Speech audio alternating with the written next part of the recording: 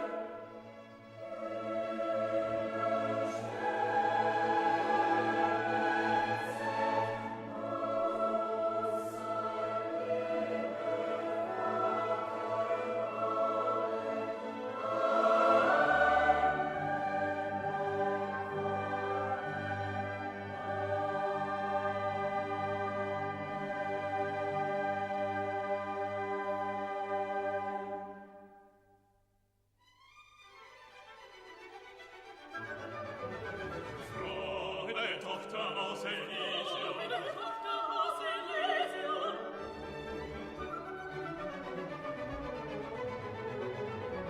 Frohe Tochter aus Elysium. Frohe Tochter aus Elysium. Deine Zauber, deine Zauber, deine Zauber, Deine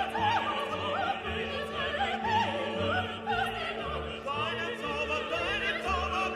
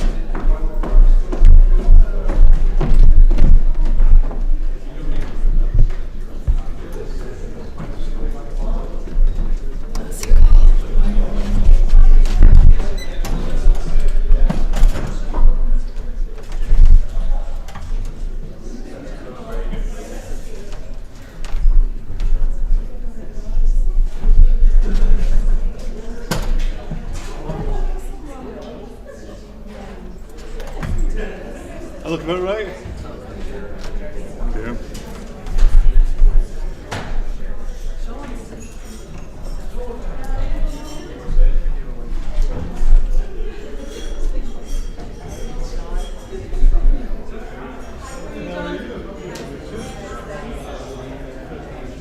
I know, good to see you in person.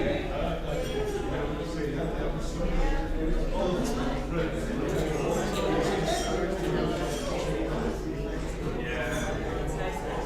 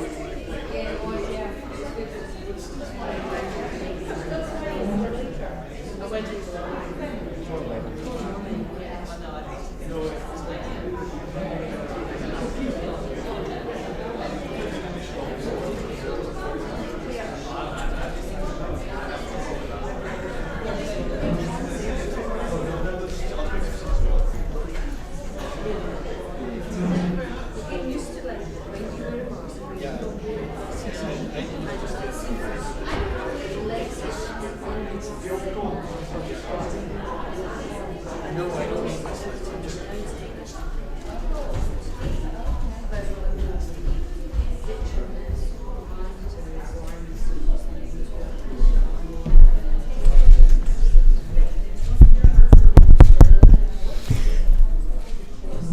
everyone.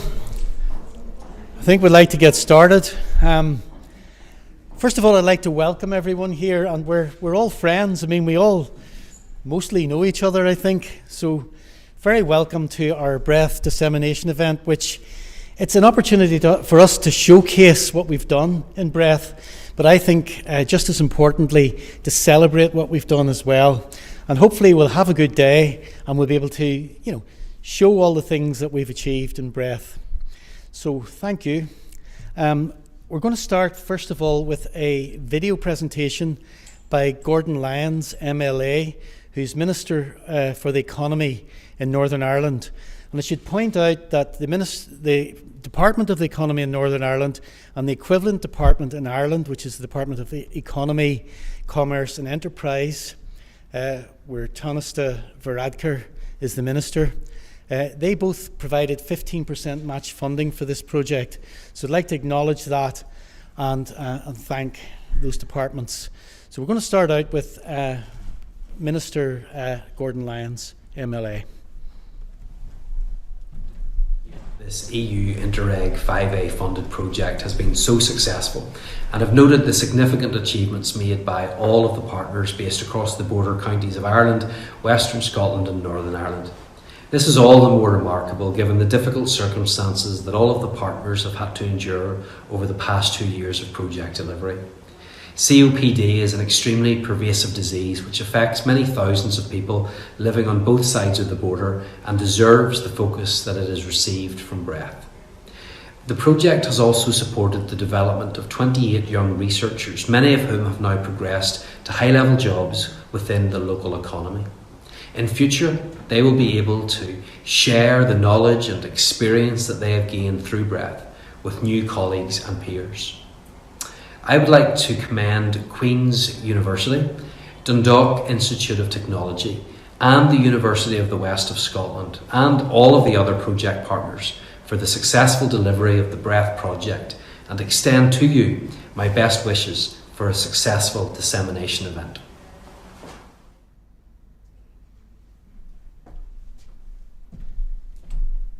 Okay. And I'd like to also just pass on Tánaiste Varadkar's best wishes for the event. He couldn't make it and couldn't provide a video, but he did send his best wishes for the event. Now I'd like to start off with, we're going to have 3 presentations from the leads in each of the partners. I'm going to start off with an overview of the project, and then Professor Lorraine Martin's going to tell us about the industrial relations, and then Professor John Lockhart's going to tell us about the public engagement aspects of the project. So,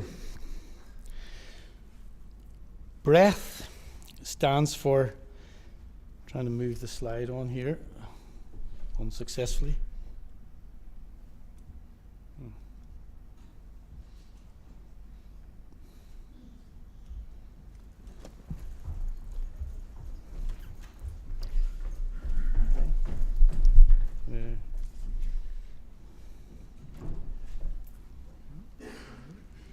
Will it work on the laptop? Yeah, I'll just use the laptop. Or where would it?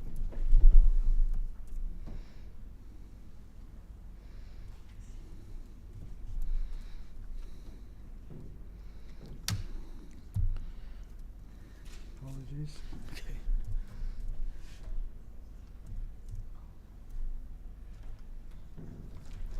Okay, thank you. Okay, so yes, BREATH stands for Borders and Regions Airways Training Hub. And I'd like to just say the training aspect is really one of the most important aspects of the project, and we'll be talking a bit more about that later on. The partners in the project are Dundalk Institute of Technology, Queen's University of Belfast, and the University of the West of Scotland, as well as some industrial partners as well that will be highlighted during the presentations. The original funding from SUPB was 7.7 million euros, and that includes the match funding from the 2 departments. There's also some cash contributions from the academic partners, and we actually then applied for additional funding and were successful with that. So the total funding for the project comes to 8.9 million euros, which is rather a lot of money to have to manage, but I must say we've enjoyed it. Now this shows where we fit in to Interreg. We went in under the investment priority 1A and under the health and life sciences, and the region, the eligible region, includes Northern Ireland, the border counties of Ireland and the west of Scotland. Now, we were aware that COPD was a very, very important disease in the area. And actually, it's pretty stunning when you look at the map of Northern Ireland and Scotland. You can see the distribution of COPD, and you can see that it maps onto the Interreg eligible region very well. Ireland isn't on this map simply because it was provided by the British Lung Foundation, but actually we can see that when we do look at the distribution in Ireland, the border counties, particularly Donegal, are severely affected by COPD. And that in itself doesn't tell the whole story, because when we look at the incidence of COPD in the developed countries, the OECD countries, we see rather surprisingly that Ireland actually heads the list. So COPD is a really important problem in Ireland. And you can see also that the UK are above the average there on the graph as well. And in fact, there is no breakdown there for Scotland, but if there was, they would be well up the table towards where Ireland is as well. So it's a very, very significant disorder within the Interreg eligible region. So the next thing is, what is COPD? COPD stands for chronic obstructive pulmonary disease. And it's really a term that encompasses what we used to call emphysema and chronic bronchitis, which are two aspects of COPD. And this causes chronic airflow limitation. And all these symptoms of breathlessness, barrel chest, chronic cough, wheeziness, multiple chest infections, severely reduced exercise tolerance, and a very poor quality of life. And eventually it can lead actually to damage to the right side of the heart and cause cor pulmonale. Now, COPD is also a very severe global problem. There are nearly 400 million people in the world who suffer from COPD. 30 million of those are in Europe. And COPD is the third greatest killer in the world. There are about 3 million deaths roughly every year from COPD. And when we put that into context, we think of COVID-19 pandemic killing 3 million people worldwide. COPD does this every year, decade after decade. So it's a very, very serious problem. It's also a very costly problem. The direct healthcare costs in the EU are sitting there at 38.5 billion per year. In the UK, that's approaching a billion, 800 million, and in Ireland, 350 million. But we should point out that these are just the direct healthcare costs. They don't include GP costs or care in the community, and they don't include all the other costly aspects of COPD, such as days missed from work and carers missing days from work. So it's estimated that the burden across the EU for COPD is about 141 billion euros every year. So now I'd like to sort of say how our team fits together and how we're fitted to tackle COPD. So first of all, I mentioned the airways shown here. You can see the bronchus here. And the airways, the tubes that take the air in and out of the lungs, are surrounded by a layer of smooth muscle cells. In COPD, that layer of smooth muscle is thickened and the muscle is hypercontractile. And this is the effect of constricting the airways and limiting airflow. The inside of the tubes are lined with an epithelial cell layer, And the role of that is to produce mucus and to keep the airways clear. The mucus traps bacteria and other foreign material, and there's a system for wafting this up and getting rid of it and keeping the airways clean. In COPD, the epithelial cells produce too much mucus and it's too thick. And this has the effect of clogging the airways and increasing the obstructive problem. And underlying these two problems that I've highlighted is a process of inflammation. So we have the smooth muscle, the epithelium, and the inflammation. Now, the Breath team has a dedicated smooth muscle research centre in Dundalk Institute of Technology with over 100 years' experience in smooth muscle research. And they're particularly interested in ion channels and the electrophysiology of smooth muscle. And many of our group are here today, obviously.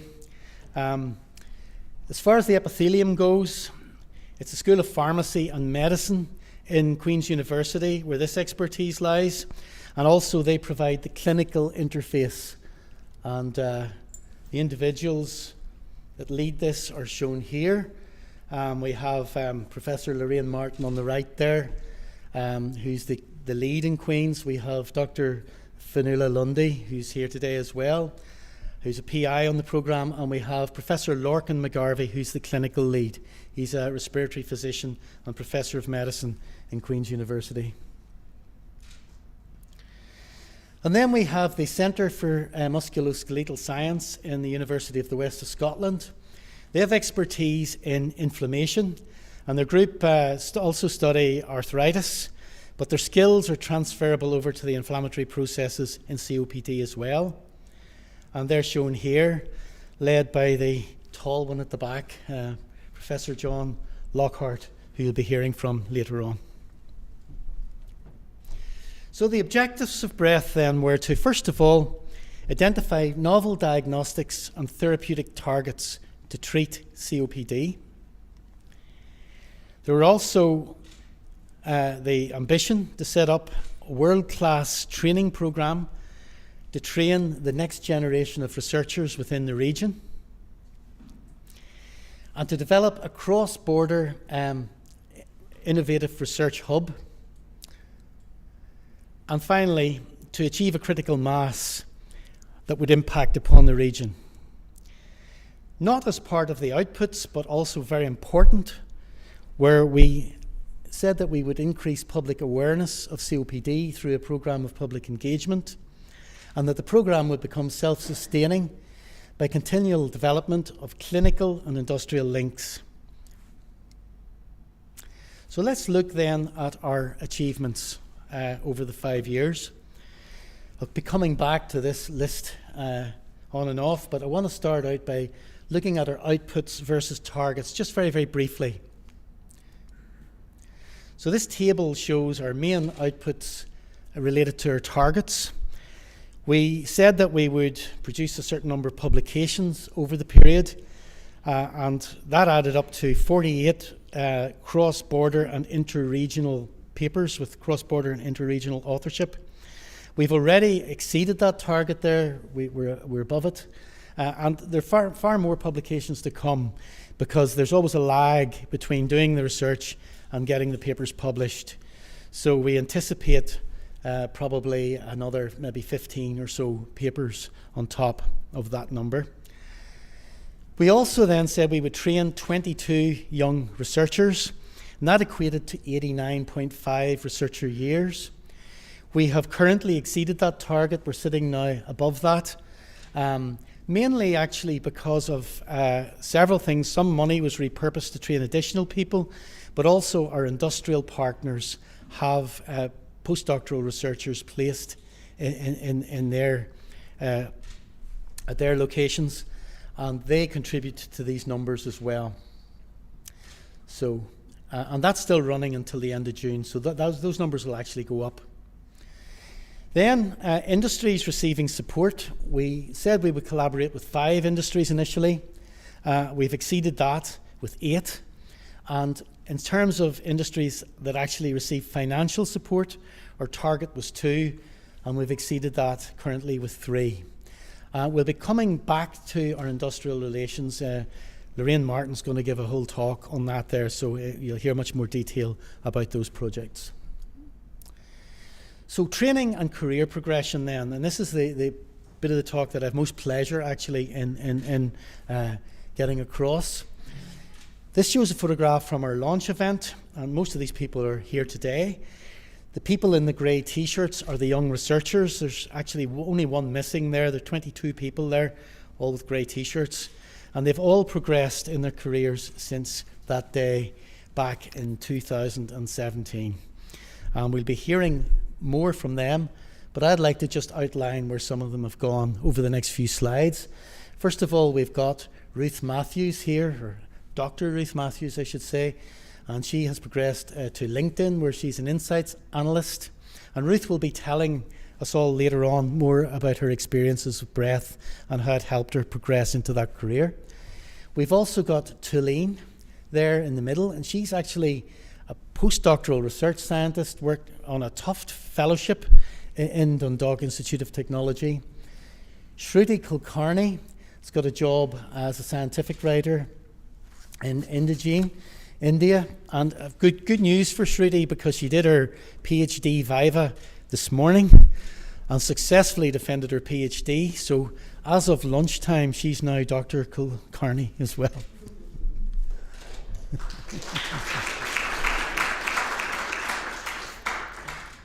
Okay, the next group of students are QUB students. So Nicola Rowe has got a job in Lilly. Gillian Kelly Robinson, she's project leader in Axis Bio, which were a company that we had some collaboration with at the beginning of the project. And Emma Carroll has progressed as a postdoctoral research fellow to FION, one of our industrial partners. Next we have Leanna Morgan, who's an assistant lecturer now in DKT. Mark Thomas, who's a manager of technical application specialists in Thermo Fisher. And Kimberly Black, who will be coming in on video link to tell us again about her experiences. She's a research scientist in Sartorius. Then we have Orla Dunn, who's a postdoctoral fellow at Queen's University. And as you'll see later on, they certainly weren't going to let her go. We have Rabab, who's a postdoctoral fellow now in DCU. And Kirsty McCallum, who's a digital accounts manager, again with Sartorius. We've got now Stephen Carson from Queen's, and he's a still there as a research assistant. We have Mary Balo, a UWS student, who's now study manager at Sartorius, and a postdoc, Dr. Lisa Douglas, who's still a postdoc at Queen's, but in a different role, now funded by Boston Pharmaceuticals. And the final slide of this series shows 5 more of our postdocs here. There's Eamon Bradley, who's moved on to the Northern Ireland Civil Service. Nicholas Mullins, who's lecturing now in Dundalk. James Ryhill, who we'll hear from later on, who's working between Queen's and Almac. And then there's Joanna Brzezinska, I think the pronunciation of that is. I only heard from her the other day, but she's just been awarded a higher degree than a PhD from a Polish university, and they have now offered her a tenure track position as an assistant professor. So highly successful for Joanna. Okay, I'd like to now move on down the list to research impact. Now it's early days yet for the Breath project, but we have actually had some early successes in this regard. There's a paper published there just at the end of last year. First author on it is Tulane, who's one of our PhD students and now postdoc with us in Dundalk. This has cross-border authorship with Queen's University, and we made important discoveries about the way acetylcholine stimulates the smooth muscle cells to contract in the airways. And this actually did receive some press attention when we published it. You see that we have the headline there from Research Alert by the American Physiological Society. Researchers unexpectedly identify potential causes of asthma and COPD we're rather pleased with that headline, and also points out that we have shown the potential for drugs that were formerly thought to be detrimental in COPD might actually be useful for treating COPD, at least in principle. This was also the subject of an editorial by Professor Sean Ward from the University of Nevada, where he described it as an outstanding study.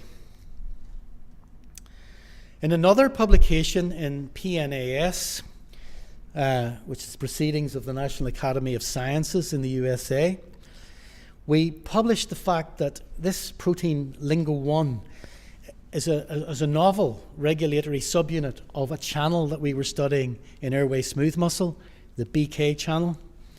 And Lingo has a big effect on the BK channel when it's co-expressed and really suppresses the channel. And this has implications, certainly for airways, but also it had a spin-off where it became obvious that it was really important for some neurological disorders, such as physiological tremor and Parkinson's disease. And this actually made the general press in terms of headlines. Groundbreaking international research, said the Irish Independent. It was also picked up by the Irish Mirror. There was a radio interview by Professor Mark Hollywood, who was invited to talk about that aspect of the project. And various other publications also picked this up. So the next thing, I want to just say a few words about industry engagement, not too much because Lorraine's going to fill out all the details later on, but just one or two things to mention at this stage. We set out to collaborate with 5 companies, and 2 of these would receive funding from Breath. We exceeded that target, but not in the way that we anticipated, because if you look at the actual list, you see the people that we do actually provide some funding to: Almac Discovery, Phion Therapeutics, and Omnispirant. They're all different from the ones that were on the original list. And in fact, the only remaining companies that were on the original list are Axis Bioservices and Raptor Photonics. So how and why are the 2 lists so different? Well, I would say that this was probably the most challenging aspect of Breath, the industrial collaborations. And this is for various reasons. It can be a change of CEO with the company. It can be a buyover of the company by another company. It can just be a change of policy or just a change of heart. So there are many things that affect industrial collaborations with academics. But we're lucky that we have now 3 fantastic funded partnerships going that go to the end of June. And hopefully we will be able to extend those on other funding beyond that. And we also have active collaborations with those other companies too on a non-funded basis. Overall, we've collaborated or interacted with over 18 companies, and all their logos are there. And some of those actually provided training for Breath, and Lorraine will detail that much more in the next presentation.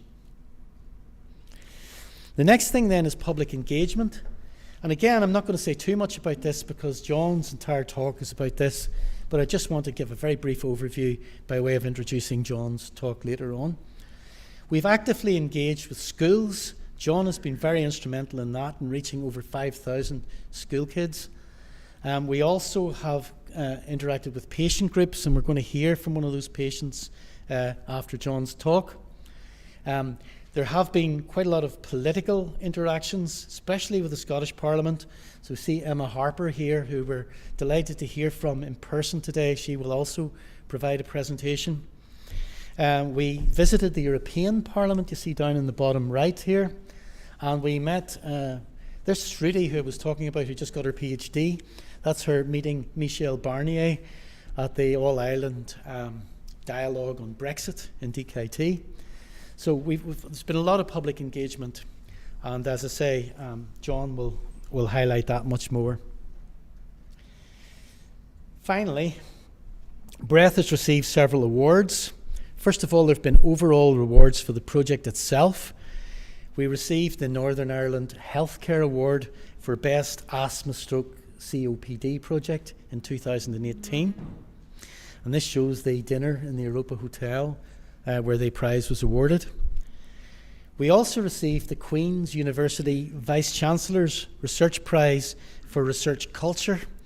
And the research culture reflected the collaborative nature of the project and the interaction of the partners.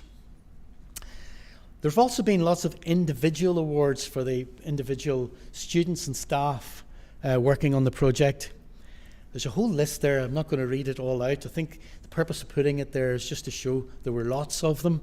But there's one thing you have to do, and we're going to highlight Orla Dunn's name in red because it came up so many times. I think we have to acknowledge Orla's outstanding success. Now, the legacy of Breath. Well, we have established the research hub. We've trained actually more young researchers than we initially set out to, and they're still within the region, and they're mostly within the region, a few of them outside, but they're working in academia and industry, and they continue to contribute and impact upon the region. And that was a very important goal of Breath, and that has been successful. I've mentioned the impact of research publications, which we will anticipate will increase over the coming years. Outreach has increased the awareness of COPD within the region. There are some invention disclosures, which I'll come back to in a moment. And there's a new clinical network set up, and I'll come back to that in a moment as well. So these things, a few more words about those particular things there. So the outreach, John will talk more about that, but it will be continuing. And actually, just in the last few weeks, we have been holding discussions within DKIT about how to continue this. And Brí Delahunt, who's a lecturer in the School of Health and Science, she has a whole group of students in their final year, BSc honours students. 30 of those students, in the past, they always go out to schools as part of a project that they do. And she now wants to make this, focus this now on COPD. So we'll develop a programme. This will be at John's programme has been with primary schools. This will be at secondary school level and transition year level. So we're looking forward to continuing our public outreach through that outlet. There have been 5 invention disclosures. I'm not going to go into the details of them all, but they include new compounds that have been synthesized and new peptides and small molecules that have active effects on ion channels. So they're going to be, at the very least, if not used therapeutically to treat COPD, which is a big ask, obviously, but they will certainly be useful tools for scientists to study ion channels that are important for COPD. A clinical network has been set up in the west of Scotland, but headed by Professor Lorcan McGarvey, also in Queen's University. And this is for sample collection and processing, and this will continue after the funding for Breath ends. So Breath will continue after June. There are also some other affiliates, some of whom are here. These are people that weren't originally PIs on Breath, but have now affiliated to Breath through collaborations. Finally, I'd like to thank some people.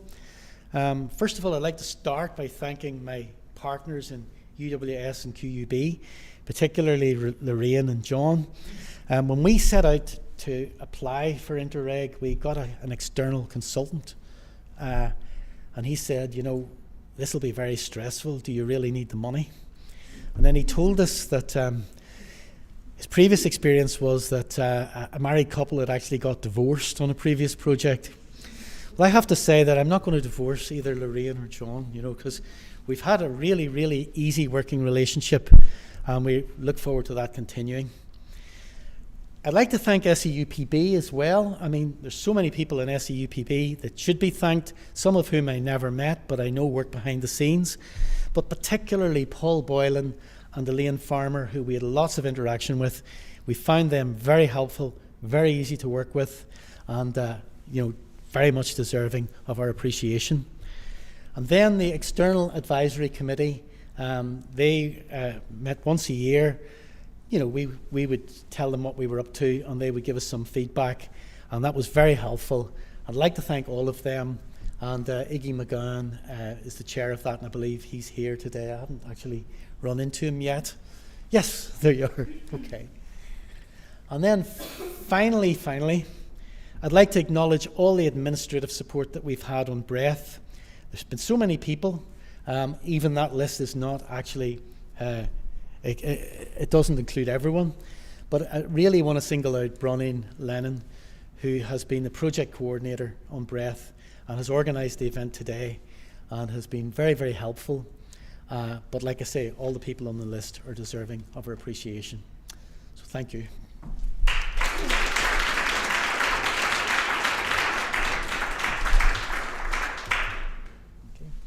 I'd like to now introduce Lorraine, who's going to tell us about the industrial collaborations.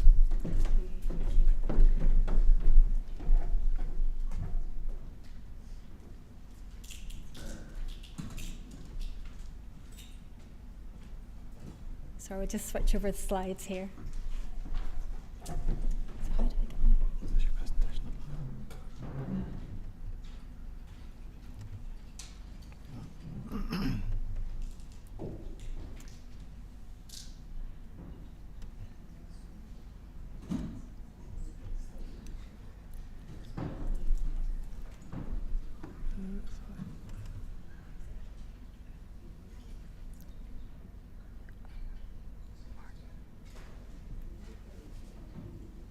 Did you load it on the laptop?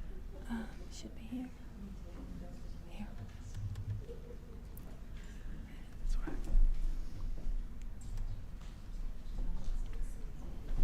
Okay, thank you. Okay, thank you very much to Keith and for everyone for being here today. I would like to start really by saying on behalf of the QUB team what a pleasure it has been to work with our colleagues in the Dundalk Institute of Technology and the University of the West of Scotland throughout the Breath project.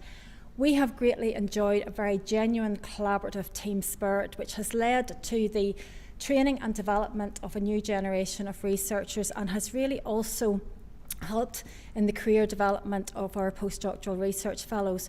But a very important other aspect of the project has been in the fostering of engagement with industry to include both regional SMEs as well as global pharma. Now, when we first reviewed the Interreg priority areas, it was clear that our ambitions for the Breath project fitted very nicely into the priority area of research and innovation, whose specific objective was to create a critical mass in the region by melding research capacity across 3 jurisdictions into one large supercluster. The specific aims were to increase the level of cross-border industry-relevant research and innovation capacity within the health and life sciences, to work together as a critical mass to pursue research and innovation of the scale and quality necessary to achieve impact, and I think Keith has done a very nice overview of how we've achieved that. To bring together complementary strengths through an effective cross-border collaborative partnership, and to bridge the gap between private and public sector research and innovation. Now, within each priority area, a number of output indicators were set by our funder SEUPB, which included targets for how we would work with enterprises in cross-border, transnational and inter-regional research projects. Now, Keith has already mentioned some of the targets that we set, and we had said that we would work with at least 2 enterprises who would receive grant support, and we exceeded that target and achieved 3. And the number of enterprises receiving non-financial support were actually 8, but really, you know, the number of enterprises over the 5 years, both SME and pharma, accounted for about 18 different companies. Now, our industry partners were selected as appropriate for the project concept, the activities envisaged, and the output indicators to be achieved, reflective of the overall aims and objectives of the programme. So we can really say that Breath was built on a pillar of research and innovation, supported also by collaborative activities with enterprises, but also public engagement, which John will speak to after this talk. Now, this slide shows the 18 companies that we have engaged with actively over the course of the project, but I'd now like to spend a few minutes just talking specifically about the 3 projects that have received grants from the programme. This is Almac Discovery, Omnispirant Therapeutics, and Pfion Therapeutics. So first of all, Almac Discovery. Well, Almac Discovery is a biotech company supported by the overall Almac Group, with sites based in Belfast, Edinburgh, and Manchester. And their technology is the development of new medicines targeting deubiquitinating enzymes, also known as DUBs. Now, DUBs are proteases that can affect protein stability, signalling, and trafficking, and are established drug targets for cancer, inflammatory and autoimmune disorders, as well as infectious disease. Now, the overall project aim of the collaborative project was to identify and validate DUB targets in chronic airways diseases for the purpose of exploring the therapeutic utility of Almac Discovery's DUB inhibitors for the novel treatments for CF and COPD. On the team, don't know where some pictures have gone, they were there a minute ago. They're not ghost figures, believe me, they are real people. So on the team we have Prof. Tim Harrison, who is the VP of Discovery Chemistry, Prof. Dan Longley, who is the group leader, and Dr. Ian Loeb, who is the technical leader. And Breath has supported the appointment of Dr. Richard Wilkinson as a Breath-funded postdoctoral fellow, and Richard is also a QUB visiting scholar. The programme has also greatly benefited from the secondment of Dr. James Rahill from Queen's University Belfast. And James has independently been able to secure an MRC Innovation Award, as well as further funding through a Venture Innovation Award from the Cystic Fibrosis Trust. And further support has been leveraged from Almac Discovery through the support of a collaborative PhD studentship as well. Moving on to Omnispirant. Omnispirant is a biotechnology SME founded in 2016 by Dr. Jerry McCauley to develop first-in-class inhaled regenerative gene therapies for the treatment of chronic airways diseases such as cystic fibrosis and COPD. And the company have developed unique technologies to bioengineer mesenchymal stem cell extracellular vesicles for drug delivery.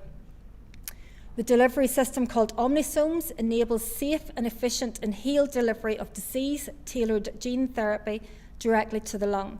And these MSC-EVs have proven therapeutic potential to reverse inflammatory lung disease damage. The aim of this project is to develop a regenerative vector for gene therapies using genetically modified, surface-engineered MSC exosomes which have the potential to deliver a range of engineered protein and nucleic acid cargoes to the airways.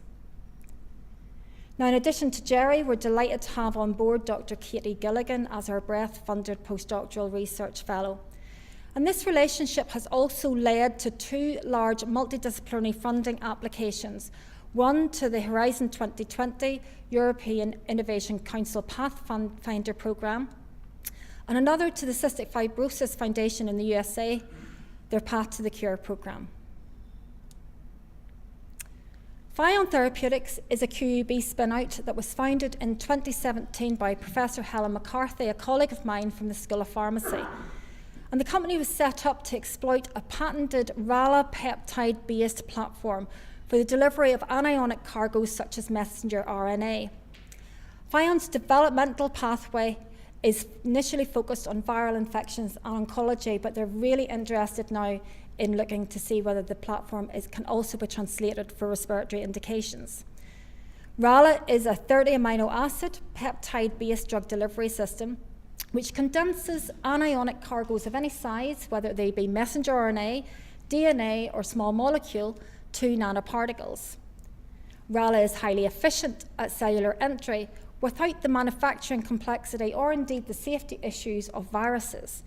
And RALA messenger RNA formulations are stable at room temperature. So the project aim is very straightforward, really to determine if Pfion's technology can be aerosolized and delivered to the lung. And the nice thing about this project is it builds directly on work conducted by Breath PhD student Emma Carroll, who showed that RALA is able to be successfully delivered. It can successfully deliver a therapeutic cargo to primary human airway cells in vitro. The key people on the team are Helen McCarthy, the CEO and founder of Fion, supported by Dara Neeson, the Chief Operating Officer. And we're delighted to say that Emma has really transferred now her expertise as a Breath PhD student to the Breath-funded postdoctoral position with Fion. Now, over the course of the Breath project, an important tenet has been our research training programme. And this has included outreach training, which John will speak to after this talk. Now, throughout their studies, our PhD students and postdocs have acquired a broad range of transferable skills to include research methods, statistical analysis, communication skills, personal effectiveness, career development planning, and many other skills that we couldn't fit on the slide. An important aspect has been our peer-led research seminar series, which has been provided by our very, very highly skilled postdocs. And these were particularly effective during those lockdown months where they were delivered via Teams.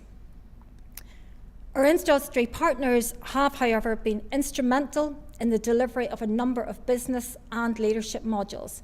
And we've covered a wide range of topics from innovation, invention disclosures, technology transfer, sales and marketing, business strategy and planning, pitching to investors, and how to develop a startup. But they've also learnt about the drug discovery and development process. And importantly, they now have a very firm understanding of the regulatory pathways and challenges required to bring a drug from the lab to the clinic. Now, one of the significant events that was organised by our clinical lead, Professor Lorcan McGarvey, back in March 2019 was a 2-day bio-tour of GSK. GSK, as you know, is one of the largest healthcare and pharmaceutical companies in the world with an annual turnover of £30.8 billion per annum. The programme was kindly coordinated by Alan Ullman, a medical scientific liaison, and Gordon Hutchinson, the Director of Scientific Engagement at GSK. And as you can see here, day one was spent at GSK House, their head office at Brentford and on the outskirts of London.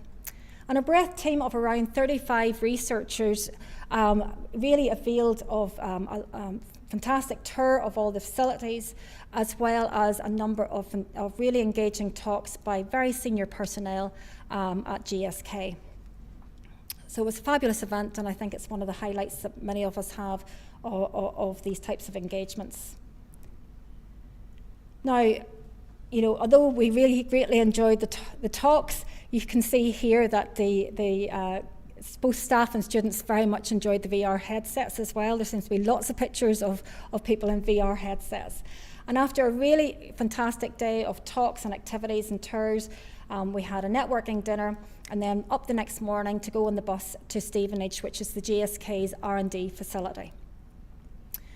Now, at Stevenage, we were taken into the nucleus, where we were welcomed by the site head, Paul Life. So basically, the senior man of GSK at Stevenage took some time out of his day to come and welcome us and talk to us on site.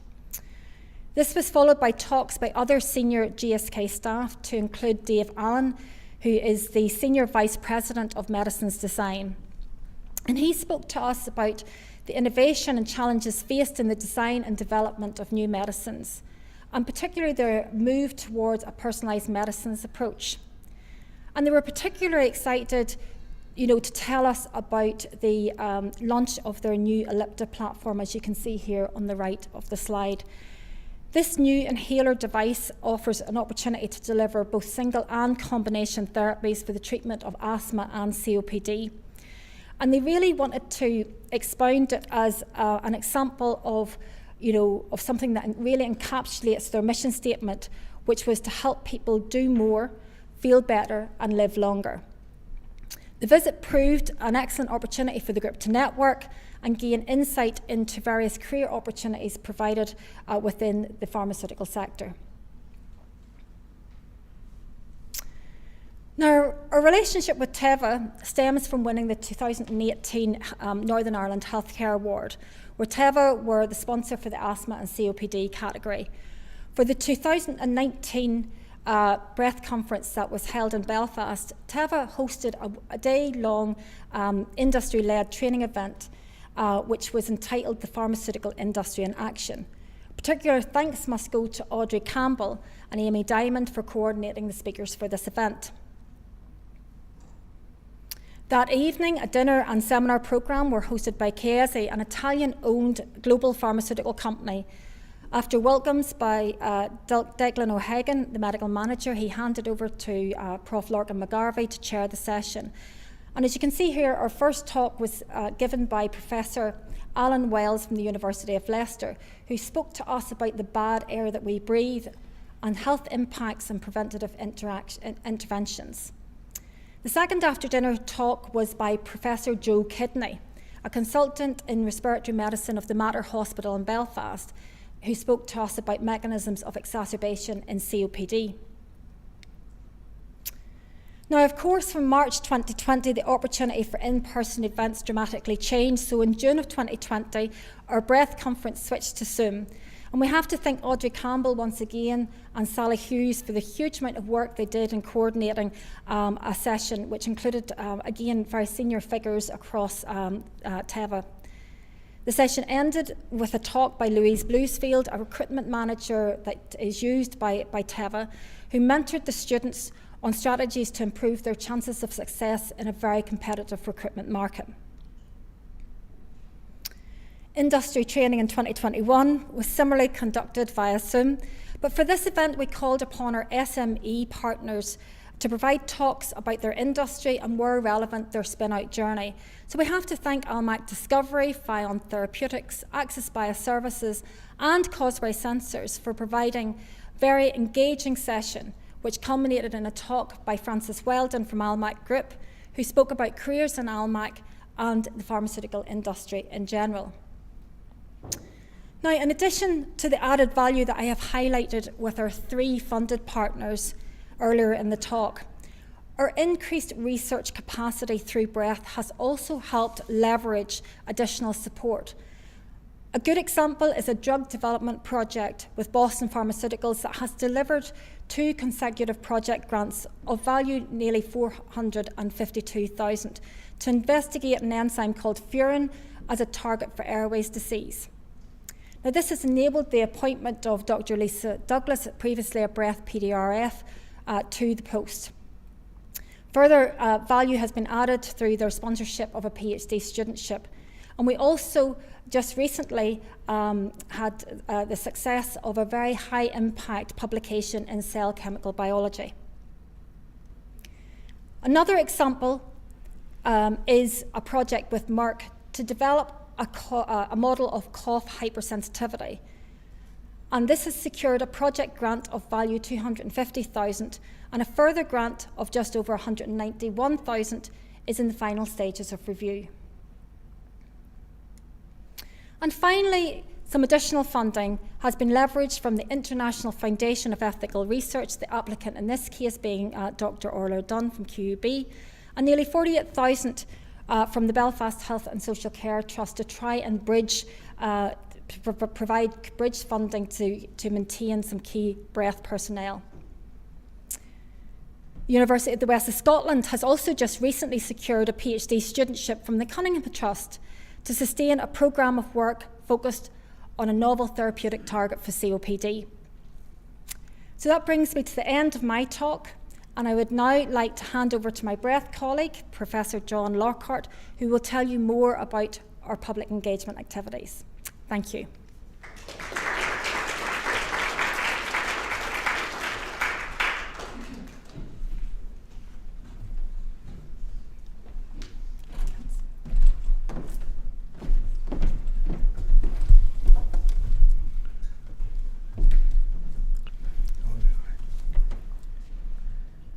Just while we're setting me up, it's fantastic to be here 5 years later, 5 years after we had a concept. When I say we, it was actually our Irish partners of bringing together a consortium to focus on a disease that blighted our regions. Good instructions, sorry. And it's fantastic. It's such a joy to be here today celebrating the reality and the success of what was just a concept 5 years ago. And we're very thankful to our funders that have made that possible. Partnership, you've mentioned several times, it really has been a close partnership. We've got on really well. My colleagues were entirely genuine with that. I'm going to end on that note until I get to my slide presentation. That's correct. But both Keith and Lorraine have been strict with me, and Bronwyn is on guard to make sure I stick to my 20 minutes, because giving John Lockhart a microphone can be a mistake. So I have 20 minutes. Fasten your seatbelts. We're going to be going quickly. Let's celebrate the success.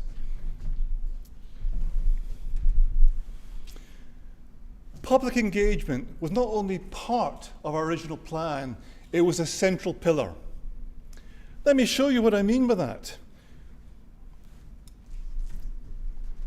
If you look at our original application, in objective number 1, embedded was public awareness. If you look at all the things that we said we'd do, which come up in red now, it extended from social media, science festivals, involving COPD patients, becoming STEM ambassadors, and various school engagement events, including competitions. All of those we have achieved successfully over the 5-year period. Why is it so important? Well, let me take you to the GOLD statement in 2019. GOLD is the Global Initiative for Chronic Obstructive Lung Disease. These are practitioners the world over, experts, who had a statement in 2019, and within that statement was a list or a table of actions. And look and spot immediately what the top 2 actions on that are. It's increasing public awareness and preventing COPD. Why is that important? Well, if you look at the image, this is a question we ask the pupils in the school. When's the best time to put out a fire? When you light the match or when the entire building's ablaze? And of course, the kids immediately respond, it's the match. So we explain to them that that's why we are talking to them in the schools before the lifetime of a behavior begins that can cause long-term chronic lung disease. We do what we can with people who have established disease, but the best time is to be preventative. Let me also just give you a small insight into the Scottish Respiratory Care Plan. I know Emma knows all about this. I want you to recognise what priority number 1 in that plan is. It's prevention. So the first thing I want you to recognise is this was not just a box for us to tick. This was a central part of the BREATH programme. To that end, we targeted schools purposely. And we targeted schools across the length and breadth of the regions, Scotland, Ireland, and Northern Ireland. And in so doing, we actually reached out to both primary schools, but also secondary schools, and you'll see why in a moment. Central to that were the PhD students. We actually had in total 19 PhD students linked with this program, and they were the ambassadors to take the public engagement message out to the school children. And there was 4 parts to that. One was to make them aware of COPD, what actually COPD was, and the fact their area was an area of high prevalence.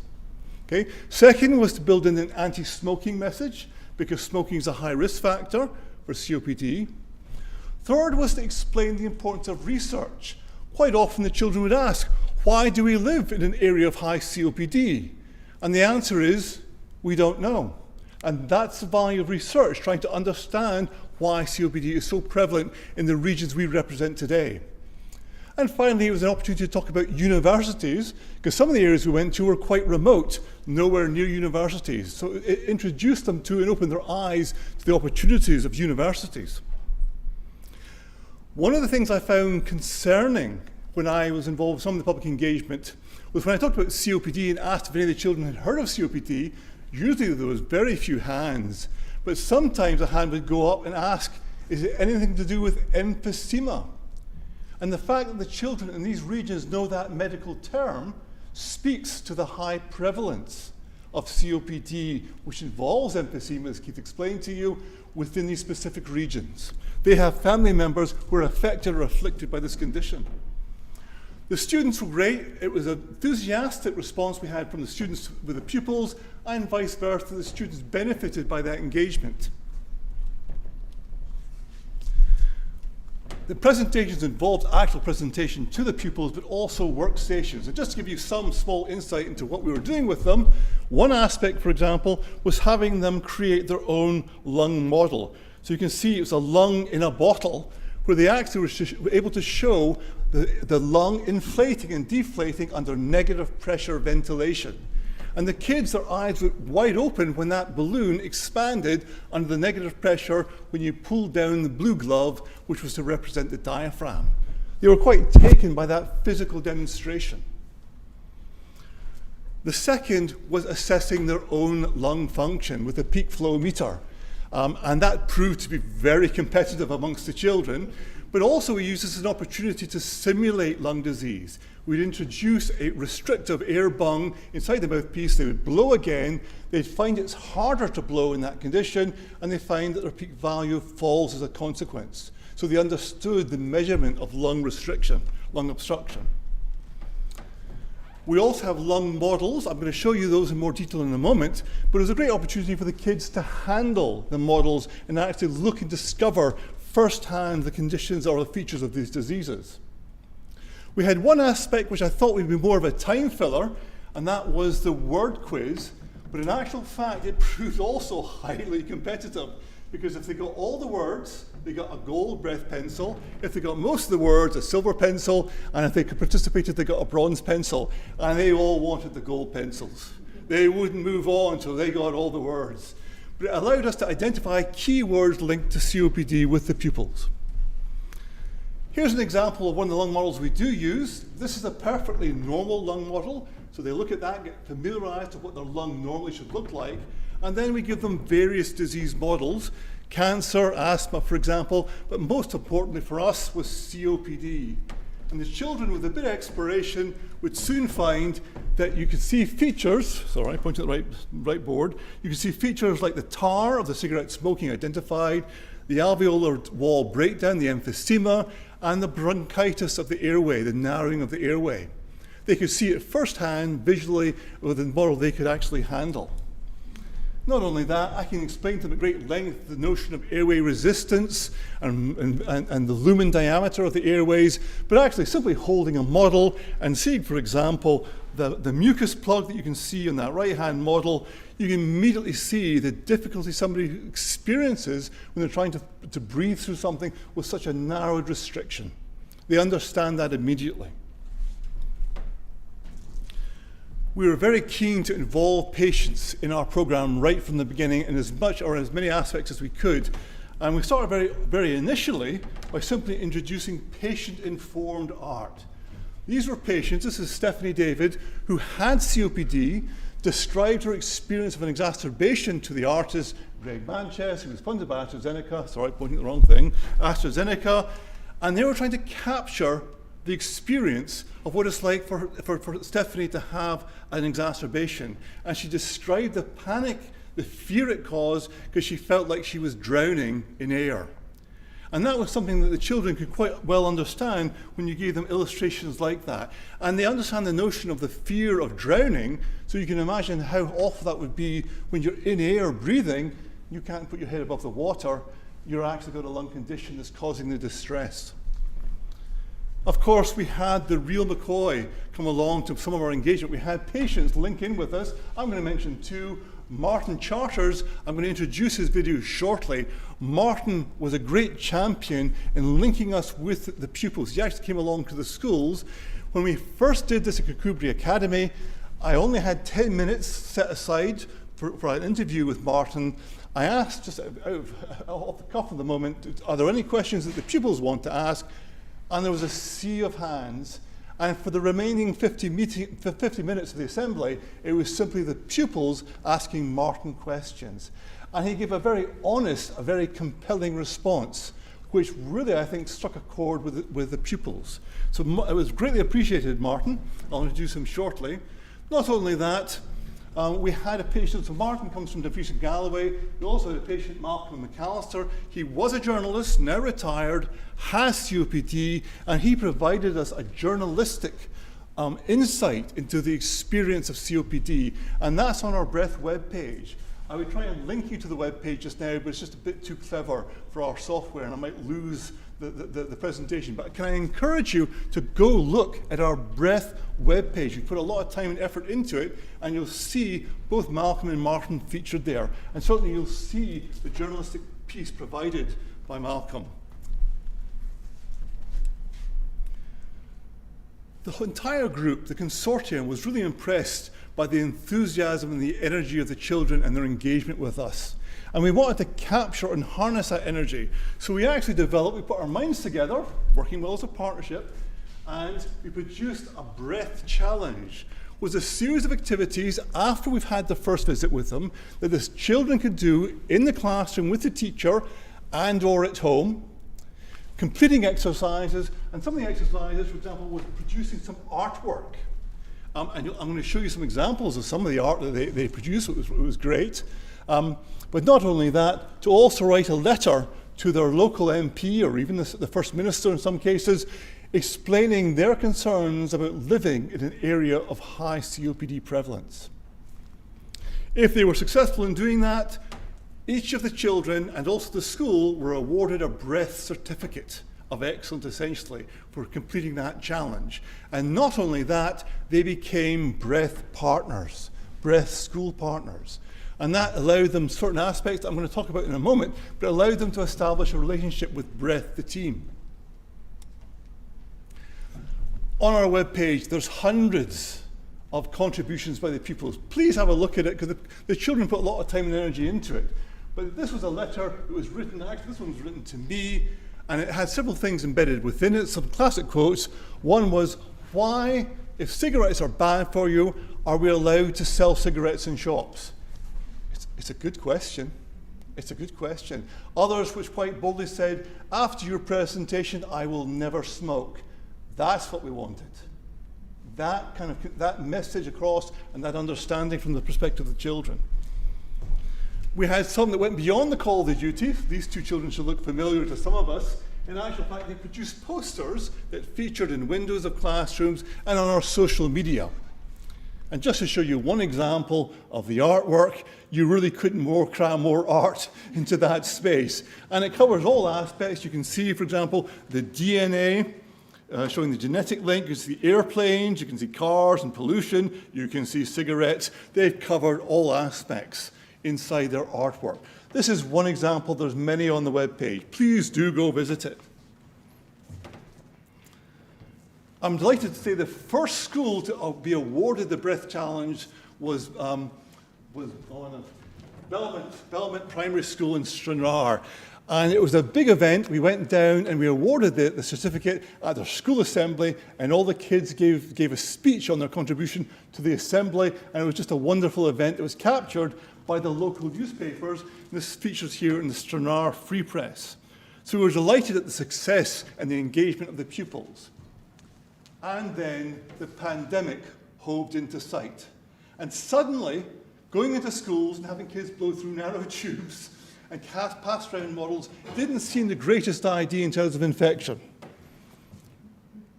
So what we did as a team, again, we got together, put our thoughts into how we could deal with this, and we converted the entire challenge into a remote challenge. And I'm delighted to say Moffat Academy and Moffat Primary School were one of the first schools to engage and succeed in the remote version of the Breath Challenge. And you can see that by the fact they're all relatively socially distanced and they've got their masks on.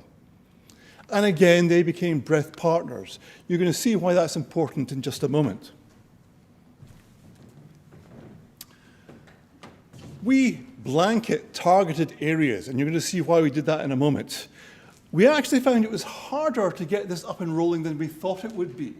And we discovered that the best model was to find a teacher who was a champion of our cause in the high schools, engage with the high schools, and lead that on into the primary feeder schools.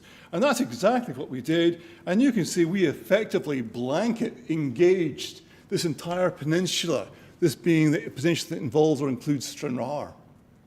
If you want some metrics, well, that converts to, in fact, over 50 schools and over 5,000 children reach.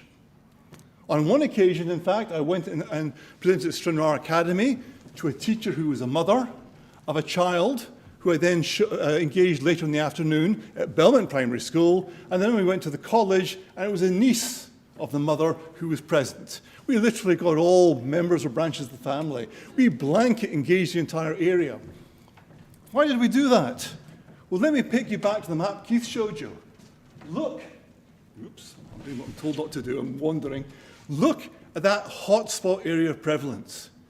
Can you see the strategy of blanket engaging an area with high COPD prevalence? Most of the people, occupants of that area, are unaware of that fact. One of the values of establishing partnership with schools is it allows us to be responsive to their needs. So in other words, having established partnership status, one of the schools approached us and said they have an issue with e-cigarettes and vaping, increased use in and around the school.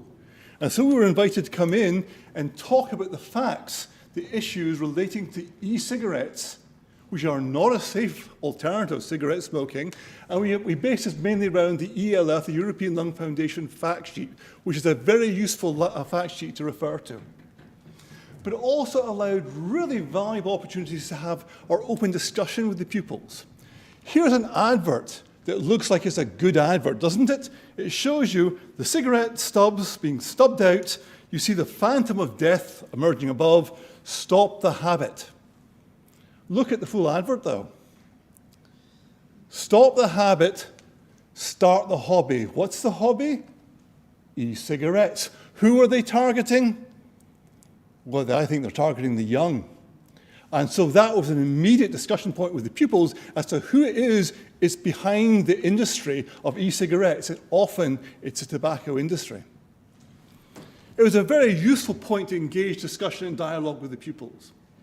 Of course, we lost other points of engagement, science fairs being an example. This is an all-island civic dialogue, for example, and you can see we have stands, which are our student staff, as it were, or man, which include our models to engage pupils or attendees, but also brochures that allow us to give people something away to go think about.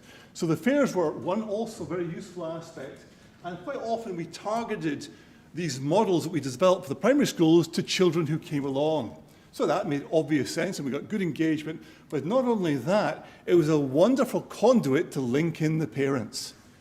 Often they didn't know they lived in an area of high COPD prevalence. Some of them didn't even know that COPD was linked to smoking. The one anecdote I've given before is one young lass who came along to the stand and listened to my presentation on COPD with big wide eyes, disappeared, and an hour later or so she came back hand in hand with two adults, and verbatim she repeated my presentation, what a star, to the two adults who were her parents and both who were smokers. Can you see the value of what we're trying to do through the schools, to the parents, and including the teachers, approaching and really engaging the community? Somewhere in that photograph, I got a chuckle, somewhere in that photograph is a young nurse who came to an understanding of what lung disease like COPD meant. And later on, she became an MSP. And I'm delighted to have Emma Harper join us. Emma today will give a presentation. I'll introduce her shortly. I'm kind of doing that now, actually. But really, Emma's been with us from the start. She actually helped us launch the Breath campaign in the south of Scotland, right at the very beginning of the programme. She has engaged us in the cross-party group for lung health, and we've appreciated that. So we've been, Breath is part of that cross-party group. But also, Emma has highlighted the Breath programme on the floor of Scottish Parliaments on at least 3 occasions, as have others. We've had cross-party group support. So I mentioned people like Ross Greer and also Finlay Carson. And the politicians from these regions have really helped us to engage and gain tracking in that area in terms of getting our message out. We've also come along to some of the school visits, and I want to make a slight confession here. The occasion that Finlay joined me at Kilcowan Primary, it turned out to be a bit of a competition between Finlay the farmer, come FP, and John Lockhart the scientist. And guess who won? It was the scientist, but I'm confessing to you now, I put a restrictive bung in Finlay's mouthpiece. He didn't know that. So Finlay, if you're listening, I apologize now. Yes, I'll do a rematch if you want. We've had a lot of exposure in the local press. That was our intention, both regionally, local, but also the national press. And I'm going to pause at one, for example. Martin Charters, I told you that was a powerful session. Indeed, the local journalists thought that also, and it featured in the local Galloway News. Continuing on, we've had exposure, like I said, all throughout Scotland and Ireland, all across the Northern Ireland, all the regions that I'm showing you where I'm talking about Scotland. This is played out across the three partners. We actually got a 2-page article all about breath, COPD, in southwest of Scotland, in the Sunday Post, which is a national paper in Scotland. And not only did our reach extend to the regions of the nation, it actually extended across the European Union by being featured in the SEUPB, the EU e-zine that the funder produces. How am I doing for time? Do I need to accelerate? Yes, okay, getting a bit. So let me make, I'll be quick then. So we have local immediate impact in the regions that we're talking about. Dundalk, UWS, Paisley, and also Belfast, Queens. But we have even more impact when we come together. And here, for example, on Clean Air Day, we all made a collective statement of our support. That's the value of a programme as big as this, in terms of that level of support. Charity funding, the students have gone beyond the call of duty in raising funds. I think they had a notion of throwing a professor off a bridge for charity. We'll leave you to work out which professor they had in mind. Conference impact, we went to many conferences, local, national, international. We could have, on some occasions, real impact by the fact there was 16 presentations, all coming from breath. We went to European Parliament, the Lees, we showcased the breath mission. There's Karina Croatu, the European Commissioner, Maureen McGuinness you'll recognise, the Vice President at that point, and you'll see also local MEPs from Ireland and Northern Ireland, Jim Nicholson and Diane Dodds. And then somebody again made the mistake of giving a microphone to showcase the breath mission at Europe, and somehow I got on to talking about whiskies. I don't know how that happened. I'm coming to an end, you'll be glad to know. Our success has all been trumpeted. Our prizes, our awards, reflect that success and get us wider public dissemination and engagement. And you can see that level extends at pupil level, at student level, and at collective program level. That's an impressive trophy cabinet, I think. So hopefully you agree with me, the engagement box has been ticked.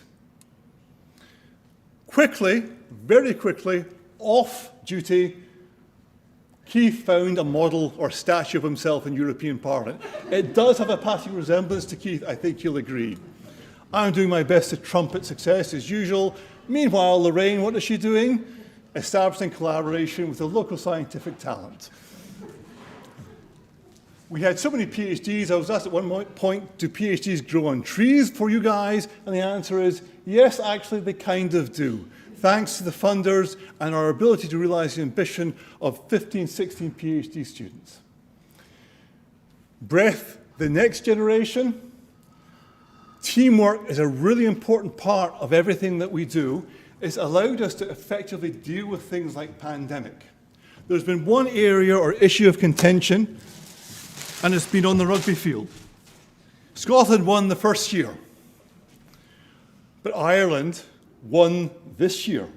And not only did Ireland win, they won against Scotland, England and Ireland, and therefore are the triple crowned. So well done. I would wear this, but we're short of time.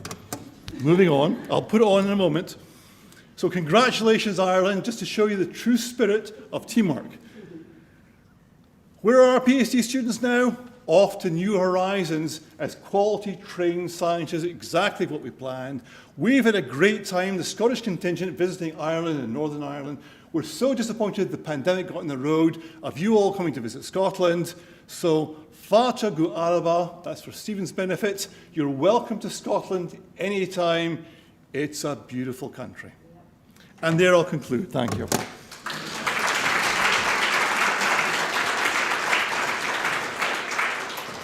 So I think the plan now is we're going to swap over. I think they're doing that automatically at the back.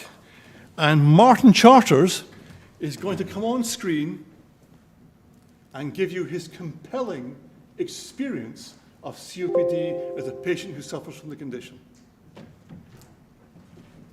Hello there, I'm Martin. I have COPD emphysema and I was diagnosed about 12 to 14 years ago. And I did smoke. I started smoking when I was very young, 13, continued to smoke, was diagnosed with COPD, and it got so bad I was actually referred for double lung transplants twice. The first time I had to stop smoking for the transplant team to even meet me, but I continued for a while smoking and then decided that I actually collapsed in front of my daughter at the top of my stairs, and that was really one of the first key points when I decided I need to do something. And I went to hospital and the doctor had asked me, have you stopped smoking? And I said, no, I haven't stopped. And he said, so in essence, you're just causing yourself a slow suicide. And them words really hit home. So I decided that I needed to do something. I started doing pulmonary rehab, and that worked really hard at that. And they kept me doing it. Normally it's an 8-week course, but they kept me doing it due to the fact that it was keeping me healthy for the transplant. And then eventually when I met the transplant team, they decided that I was actually too healthy for a transplant. So I was sent away and I continued working hard, doing the pulmonary rehab. By this time I'd already stopped smoking and chose never to smoke again due to the fact that I have had a young family, I had a wife, and I wondered how they would ever cope with it without me. So I decided that, you know, sometimes you have to make sacrifices, and so I actually made the sacrifices and it benefited me. So after having met the transplant team, I continued doing pulmonary rehab, and then I had a collapsed lung, ended up back in hospital, and they re-referred me to the transplant team.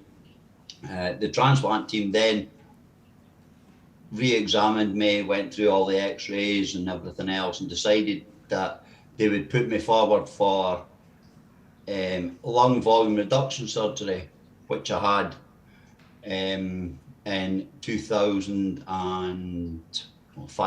years ago now it was. So I'm now 5 years down the line.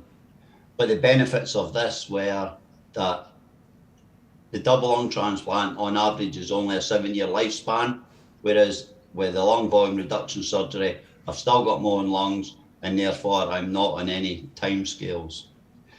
I joined the Lung Health cross-party group at the Scottish Parliament to try and help other people with lung problems, and Professor John Lockhart contacted me through this about getting involved with the BREATHE programme due to the fact that obviously trying to encourage children to stop smoking or not to start smoking, as the case might be.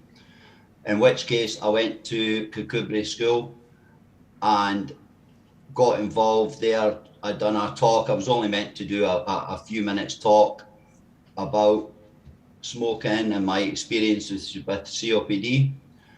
And it turned out, I think I was talking for about 15, 20 minutes. And then the children got a chance to ask questions. And it was just a show of hands and lots of questions and lots of why did I start, why did I stop, and everything else that was involved. and it really seemed to be a very good platform to get into schools to encourage children not to smoke. I done it for my children. I've done it because I wanted to see my grandchildren walk my daughter down the aisle. Well, I now have 2 grandchildren, and I walked one of my daughters down the aisle. So all I can say is that the Breathe programme is brilliant from the point of view that it gets to the children and gets to where the problems arise with the smoking.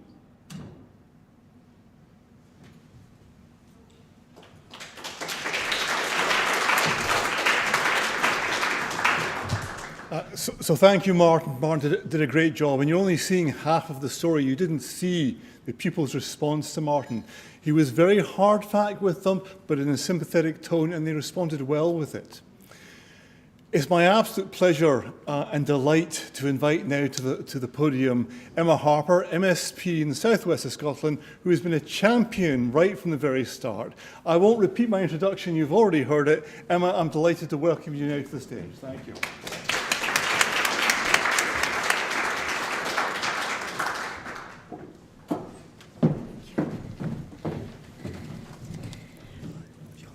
I don't need slides. Thanks.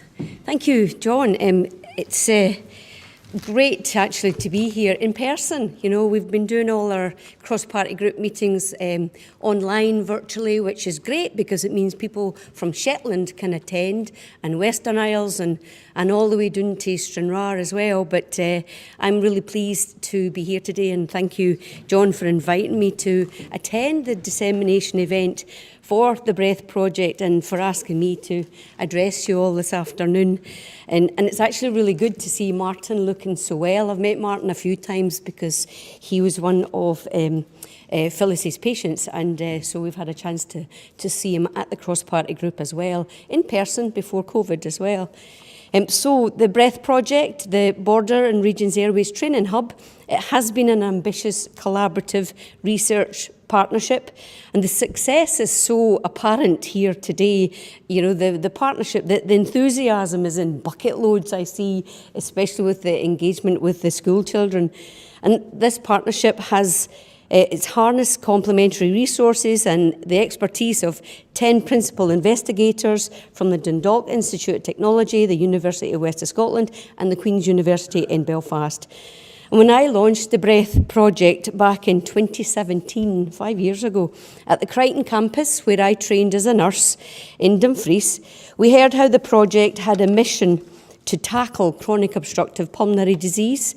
And it's highly prevalent in the border regions of Ireland and the west of Scotland, as John has highlighted with the maps that he's shown.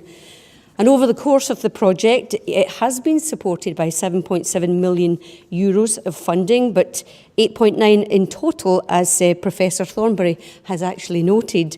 And the European Union's Interreg VA programme is responsible for that. The programme truly has been a pioneering cross-border research project designed to better understand and alleviate the impact of COPD. And tackling respiratory ill health in Scotland, it costs £1.2 billion each year.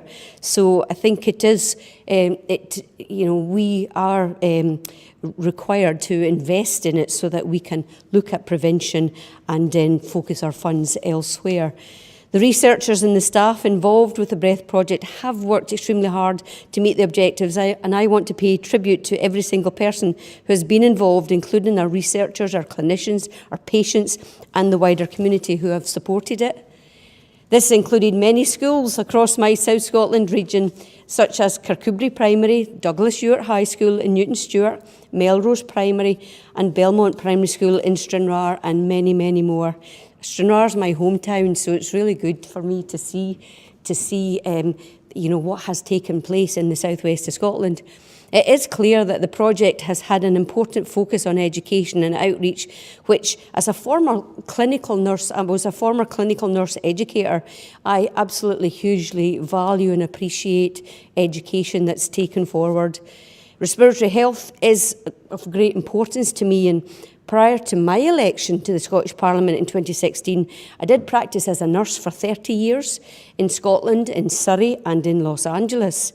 And my big sister, who some of you will know, Phyllis Murphy, she is now Dr. Phyllis Murphy. She is a respiratory nurse consultant, and she was instrumental in helping me to raise awareness of respiratory health in the Scottish Parliament. It was Phyllis who helped me to establish the cross-party group on lung health, which I now co-convene. And we kicked that off probably a good 5-6 years ago now. And my big sister obviously has a knack for coercing her wee sister into action. So this was the first cross-party group anywhere in the UK with a focus on the broader subject of respiratory health rather than focusing on ill health.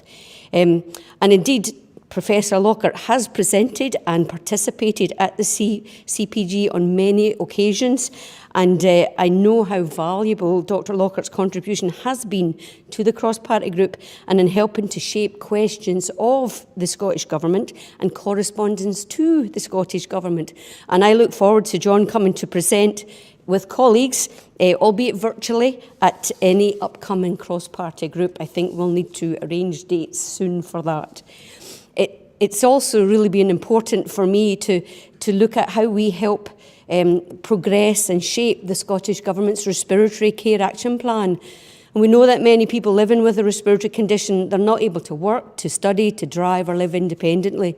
And in Scotland, respiratory conditions account for over a third of all acute hospital admissions and are also one of the most commonly presented conditions within primary care. And early in 2020, clinicians were faced with a new challenge of COVID-19.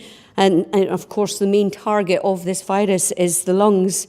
And many respiratory doctors and nurses and allied health professionals, they were redeployed into frontline COVID-19 wards to treat people with severe infections. This obviously had an impact on service delivery. And every winter, people living with respiratory illness such as asthma, COPD or bronchiectasis, they tried to protect themselves from the flu virus. But in 2020 and 2021, people living with these conditions protected themselves and others from this new virus by shielding. There's a new word that came into our medical vocabulary. And we know that this physical and mental toll of shielding has been significant for people living with respiratory illnesses, and I welcome that the Scottish Government is therefore committed to improving access to rehabilitation services and mental health support. We're always talking about mental health these days. It comes up. I'm a member of the Health and Sport Committee as well, and it's on the tip of our tongue every time we take evidence sessions. And the Respiratory Care Action Plan for Scotland, it was published last year. It identifies key priorities and commitments to improve outcomes for people living with respiratory conditions in Scotland. The plan encourages new and innovative approaches and intends to share best practice. It sets out Scotland's desire to see a whole system approach to respiratory care across health and social care, and the Scottish Government's priorities and commitments will build on the progress that has been made to date. To deliver the most effective person-centred care plan, we need to set out what the Scottish Government's commitment is to work collaboratively with key stakeholders in the implementation of respiratory priorities. So this is with the aim of designing and developing services that meet the needs of everyone, with a focus on those especially experiencing health inequalities. So how is this achieved? Well, the ageing population and advances in primary and secondary diagnosis of cardiovascular diseases and improvements in acute and chronic management for respiratory complaints means the pressures placed on secondary care respiratory units are far greater than ever before. And ensuring people see the right healthcare professional in the right setting at the right time continues to be demanding. But this is key to reducing prevalence and exacerbation of respiratory illnesses. Challenges of prioritisation of the people with serious illnesses, providing access to diagnostic testing to allow primary care clinicians to make independent decisions with their patients, streamlining referral pathways to ensure those with the greatest need are seen quickest, and providing high quality ongoing care for people with chronic respiratory disease. So these are key tenets of the Scottish Government's Respiratory Care Action Plan, and that is being led by Dr Tom Farden from NHS Tayside. Tom is a respiratory physician and he comes to a cross-party group quite often actually, and he gives up his time in order to help promote the best action that he can help support to take forward. So we've got many organisations across the UK that are seeing that the Respiratory Care Action Plan is seen as setting the gold standard in respiratory health management. And it's important, I see, that we don't downplay COVID-19 and the way it has changed respiratory clinicians' work. The effects of these changes will be felt for years, and in many respects, respiratory medicine and the patient experience will never be the same again.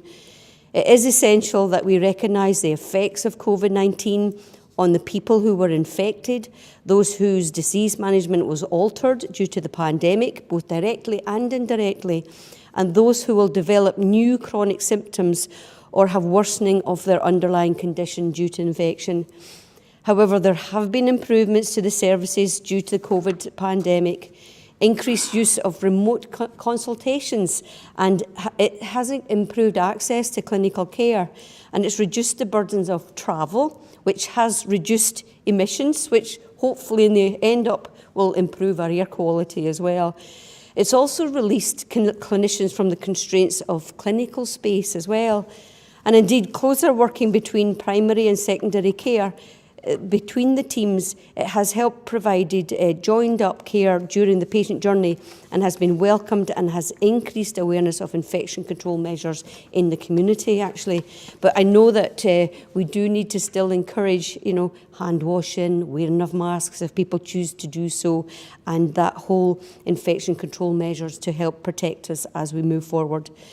So we have seen a reduction in the incidence of viral and bacterial respiratory illnesses dramatically in 2020 and 2021. But however, critical services such as face-to-face pulmonary rehabilitation classes have been severely limited due to social distancing guidelines. It's an issue which is now being addressed with utmost priority, and we're now even seeing pulmonary rehab being delivered using telemedicine means, so that is being measured locally, I know, in Dumfries and Galloway as well.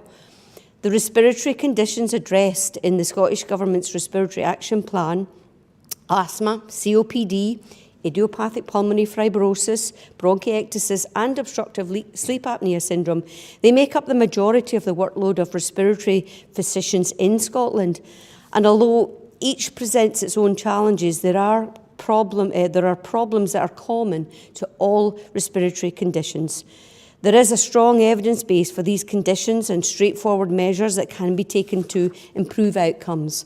Investment in respiratory medicine has never been as important as it is now, and provision of high-quality, joined-up respiratory care across Scotland and indeed across the UK and here in the EU must now be the priority. New investment in well-trained multidisciplinary healthcare teams is critical, and this is why the work of the BREATH project has been so important.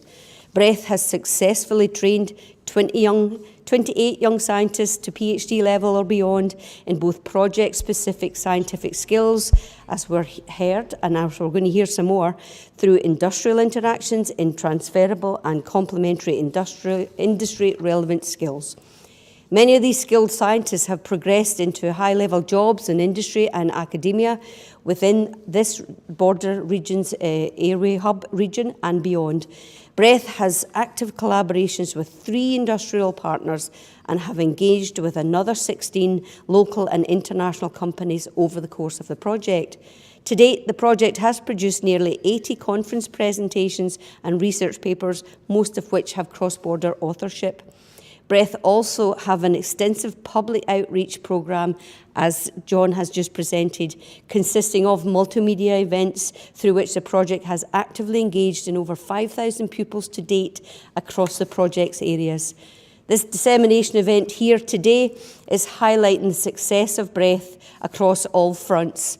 And including, I have been particularly impressed by the biographies of all the researchers who state how the BREATH project has helped them to advance their careers.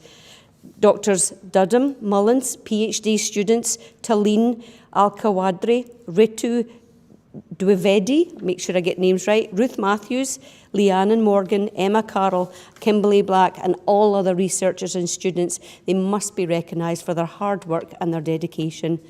So I want to conclude my remarks by again thanking everybody involved in the Breath project. I know we're not done yet. I know we need to continue to do the work, and I want to thank you all for helping to shine a big bright light on the prevalence of respiratory conditions across the southwest of Scotland and Ireland, and for playing your part in helping shape the Scottish Government's Respiratory Care Action Plan. I'm proud of the progress that's been made, and I hope that we can share experiences to see the outcome for those with respiratory conditions continue to improve. So once again, everybody, thank you all, and thanks again for inviting me here today. Thanks.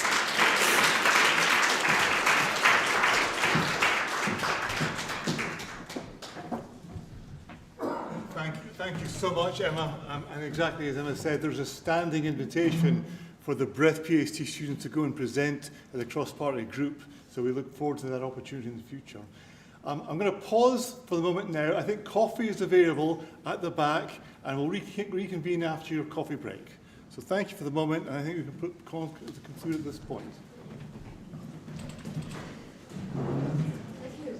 Hi everyone, I'm Bryn Short and I'm one of the PhD students from UWS. And a bit of background on me, I'm from a small village outside Glasgow, and mainly in my spare time keep fit, and recently got into cooking. My background is in microbiology. I did my undergraduate at Glasgow Caledonian and then went on to do my master's at the University of Glasgow. And generally my research background is focused on oral health and disease, but of course has now transitioned into COPD. So my project was titled Defining and Modelling the Microbiome in COPD.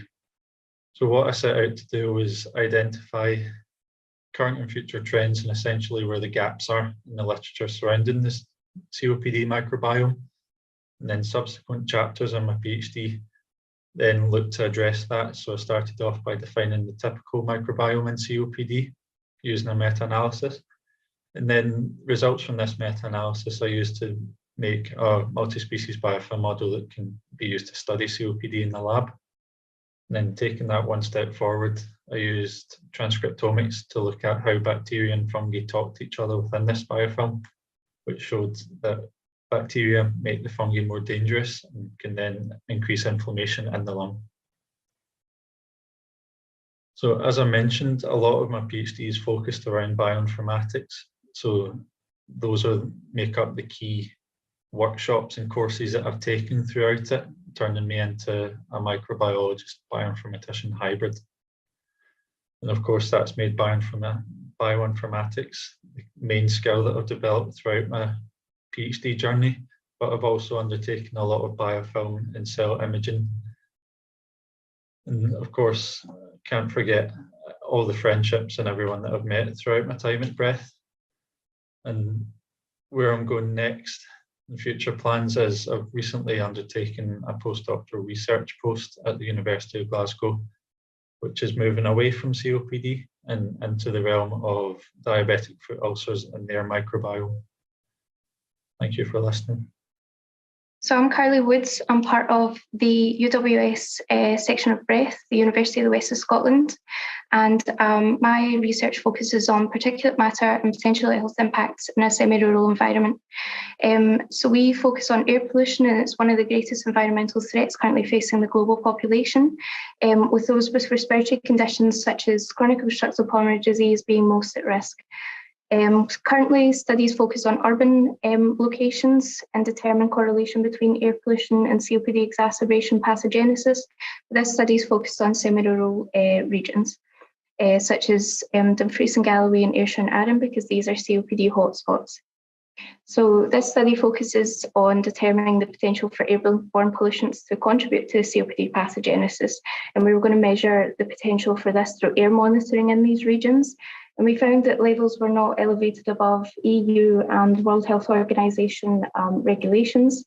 And additionally, current studies suggest that air pollution within the different areas change within composition. And we found this in our when we sampled a typical urban and semi-rural environment. Further, when we studied the effects of a common ubiquitous pollutant, which was diesel engine particulates, we found that it had the potential to stimulate pro-inflammatory cytokines and also activated COPD-relevant pro-inflammatory cell surface protein PAR2, protease activated receptor 2, and this was indicated by calcium mobilization in human bronchial epithelial cells. And then this was inhibited by a PAR2 antagonist, AZ8838. I was interested in the breath programme because I thought that it was a really interesting project. I was really excited about the opportunity to be able to work with a PhD group where everybody had specialisations, but we all looked at chronic obstructive pulmonary disease and everybody shared their expertise. And I was also interested in the cross-partnership collaboration with Queen's University Belfast and the Knock Institute of Technology. During the time at the PhD, I attended key workshops and courses, and I went to Society for Environmental Geochemistry and Health Conference in 2019. For this, I had an oral presentation and I received an award for excellence in this. I also attended the Irish Thoracic Society meeting twice, once in 2019 and once in 2020. And I attended the annual breath conferences, started 2019, going on to 2021, and I received an award for excellence in oral presentation in 2020. I also attended the European Respiratory Society International Congress in 2021, and I was an invited speaker at the Clean Air Day 111 webinar event.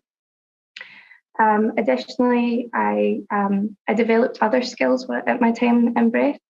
So I worked on my data analysis skills because I had to analyse large air pollution data sets, and also effective communication. So I produced newsletters and I input project-specific interviews that were hosted by Environmental Protection Scotland. My most memorable moments have been every moment shared with my fellow breath colleagues. They really have made the experience truly noteworthy and have really added to my experience here at Breath. And my current and future plans, I'm planning to complete the PhD programme and then progress into industry. I'm currently starting a role as a research assistant here with my current group within the University of the West of Scotland. My name is Kimberly Black and I am a UWS PhD student, part of the Breath project. I am from a small town called Blantyre in Scotland. My academic background began with a first-class honours degree in applied bioscience with forensic investigation before transitioning into my PhD as part of the Breath project.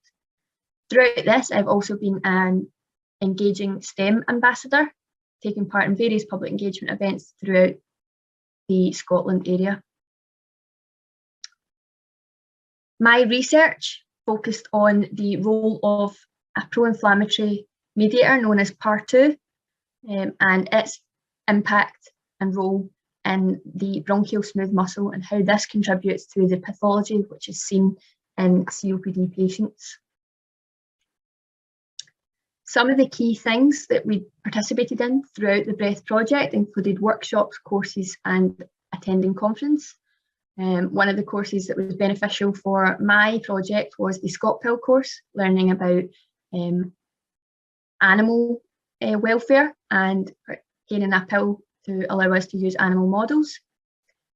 We also participated in various conferences such as the British Association for Lung Research, Irish Thoracic Society, where I gained the prize for runner-up best oral presentation, and international conference such as European Respiratory Society.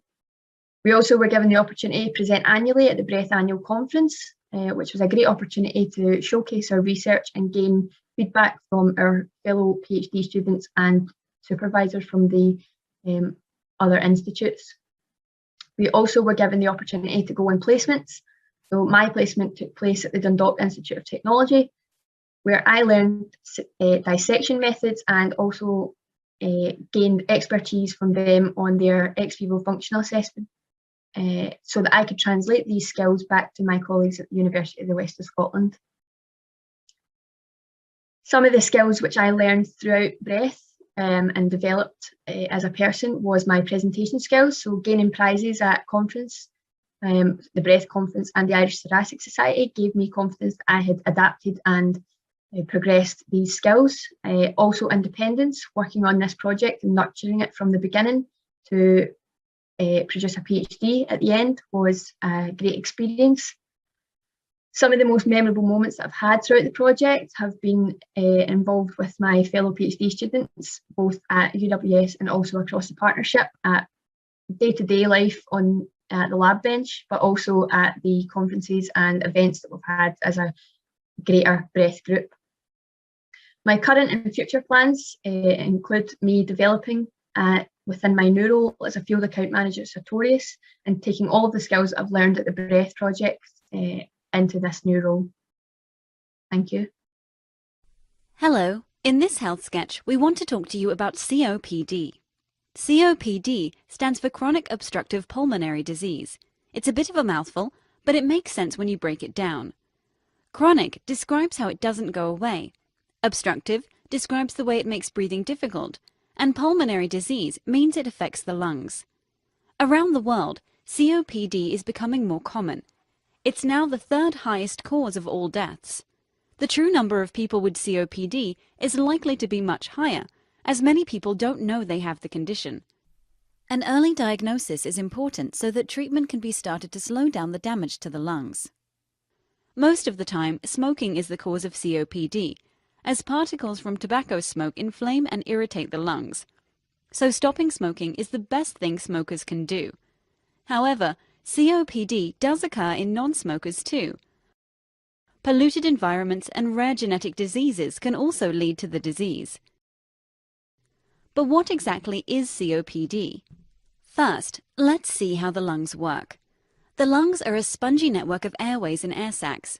When we breathe in, air travels down branching airways, which become smaller and smaller, ending up in tiny air sacs. In these air sacs, oxygen from the air moves into the blood, and carbon dioxide moves out. In COPD, inflammation over time causes permanent damage to the airways and air sacs of the lungs. The airways become inflamed, swollen, and filled with mucus, obstructing the flow of air. The air sacs lose their structure and sponginess, so they can't fill and empty as easily, making the exchange of oxygen and carbon dioxide difficult. These lung changes cause the key symptoms of COPD: breathlessness, wheeze, cough, and phlegm. The symptoms worsen gradually over time, making daily activities harder. You should see your doctor if you have these symptoms, as early treatment of COPD can make a big difference. So how is COPD diagnosed and treated? Health sketch. Health for all to see.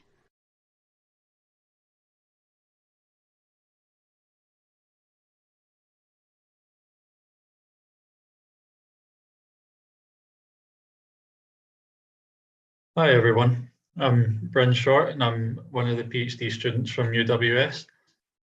And a bit of background on me: I'm from a small village outside Glasgow and mainly in my spare time keep fit and recently got into cooking. My background is in microbiology. I did my undergraduate at Glasgow Caledonian and then went on to do my master's at the University of Glasgow. And generally, my research background is focused on oral health and disease, but of course has now transitioned into COPD. So my project was titled Defining and Modelling the Microbiome in COPD. So what I set out to do was identify current and future trends and essentially where the gaps are in the literature surrounding this COPD microbiome. And then subsequent chapters in my PhD then looked to address that. So I started off by defining the typical microbiome in COPD using a meta-analysis. And then results from this meta-analysis I used to make a multi-species biofilm model that can be used to study COPD in the lab. And then taking that one step forward, I used transcriptomics to look at how bacteria and fungi talk to each other within this biofilm, which showed that bacteria make the fungi more dangerous and can then increase inflammation in the lung. So as I mentioned, a lot of my PhD is focused around bioinformatics. So those make up the key workshops and courses that I've taken throughout it, turning me into a microbiologist, bioinformatician hybrid. And of course, that's made bioinformatics the main skill that I've developed throughout my PhD journey, but I've also undertaken a lot of biofilm and cell imaging. And of course, can't forget all the friendships and everyone that I've met throughout my time at Breath. And where I'm going next in future plans is I've recently undertaken a postdoctoral research post at the University of Glasgow, which is moving away from COPD and into the realm of diabetic foot ulcers and their microbiome. Thank you for listening. So I'm Carly Woods. I'm part of the UWS section of Breath, the University of the West of Scotland. And my research focuses on particulate matter and potential health impacts in a semi-rural environment. So we focus on air pollution, and it's one of the greatest environmental threats currently facing the global population, with those with respiratory conditions such as chronic obstructive pulmonary disease being most at risk. Currently, studies focus on urban locations and determine correlation between air pollution and COPD exacerbation pathogenesis. This study is focused on semi-rural regions, such as Dumfries and Galloway and Ayrshire and Arran, because these are COPD hotspots. So this study focuses on determining the potential for airborne pollutants to contribute to COPD pathogenesis. And we were going to measure the potential for this through air monitoring in these regions. And we found that levels were not elevated above EU and World Health Organization regulations. And additionally, current studies suggest that air pollution within the different areas change within composition. And we found this in our when we sampled a typical urban and semi-rural environment. Further, when we studied the effects of a common ubiquitous pollutant, which was diesel engine particulates, we found that it had the potential to stimulate pro-inflammatory cytokines and also activated COPD-relevant pro-inflammatory cell surface protein PAR2, protease activated receptor 2, and this was indicated by calcium mobilization in human bronchial epithelial cells. And then this was inhibited by a PAR2 antagonist, AZA838. I was interested in the Breath programme because I thought that it was a really interesting project. I was really excited about the opportunity to be able to work with a PhD group where everybody had specialisations, but we all looked at chronic obstructive pulmonary disease and everybody shared their expertise. And I was also interested in the cross-partnership collaboration with Queen's University Belfast and the Knock Institute of Technology. During the time at the PhD, I attended key workshops and courses, and I went to Society for Environmental Geochemistry and Health Conference in 2019. For this, I had an oral presentation and I received an award for excellence in this. I also attended the Irish Thoracic Society meeting twice, once in 2019 and once in 2020. And I attended the annual Breath conferences, started 2019, going on to 2021, and I received an award for excellence in oral presentation in 2020. I also attended the European Respiratory Society International Congress in 2021, and I was an invited speaker at the Clean Air Day 111 webinar event. Additionally, I developed other skills at my time in Breath. So I worked on my data analysis skills because I had to analyse large air pollution data sets, and also effective communication. So I produced newsletters and I input project-specific interviews that were hosted by Environmental Protection Scotland. My most memorable moments have been every moment shared with my fellow Breath colleagues. They really have made the experience truly noteworthy and have really added to my experience here at Breath. And my current and future plans, I'm planning to complete the PhD programme and then progress into industry. I'm currently starting a role as a research assistant here with my current group within the University of the West of Scotland. My name is Kimberly Black and I am a UWS PhD student, part of the BREATH project. I am from a small town called Blantyre in Scotland. My academic background began with a first-class honours degree in applied bioscience with forensic investigation before transitioning into my PhD as part of the BREATH project. Throughout this, I've also been an engaging STEM ambassador, taking part in various public engagement events throughout the Scotland area.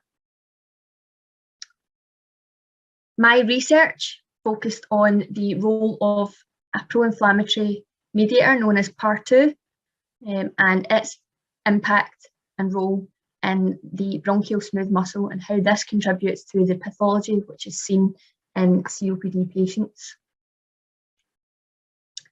Some of the key things that we participated in throughout the BREATH project included workshops, courses and attending conference. One of the courses that was beneficial for my project was the ScotPill course, learning about animal welfare and gaining a pill to allow us to use animal models. We also participated in various conferences such as the British Association for Lung Research, Irish Thoracic Society, where I gained the prize for runner-up best oral presentation, and international conference such as European Respiratory Society.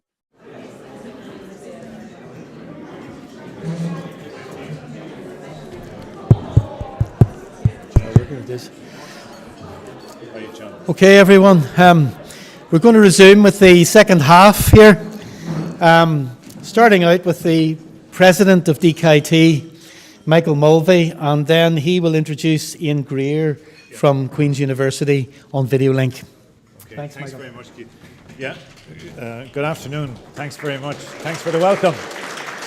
Yeah, thank you very much. And I don't know if Professor Ian Greer is actually with us, just to, this is supposed to be joint. I'm not quite sure what a joint address is because neither of us knows what either of us is saying. But anyway, I don't know if Ian is actually on the line, but my colleague, yes, I think he is. Professor Ian Greer should be here, and I'll say a few words first and then hand over to Ian.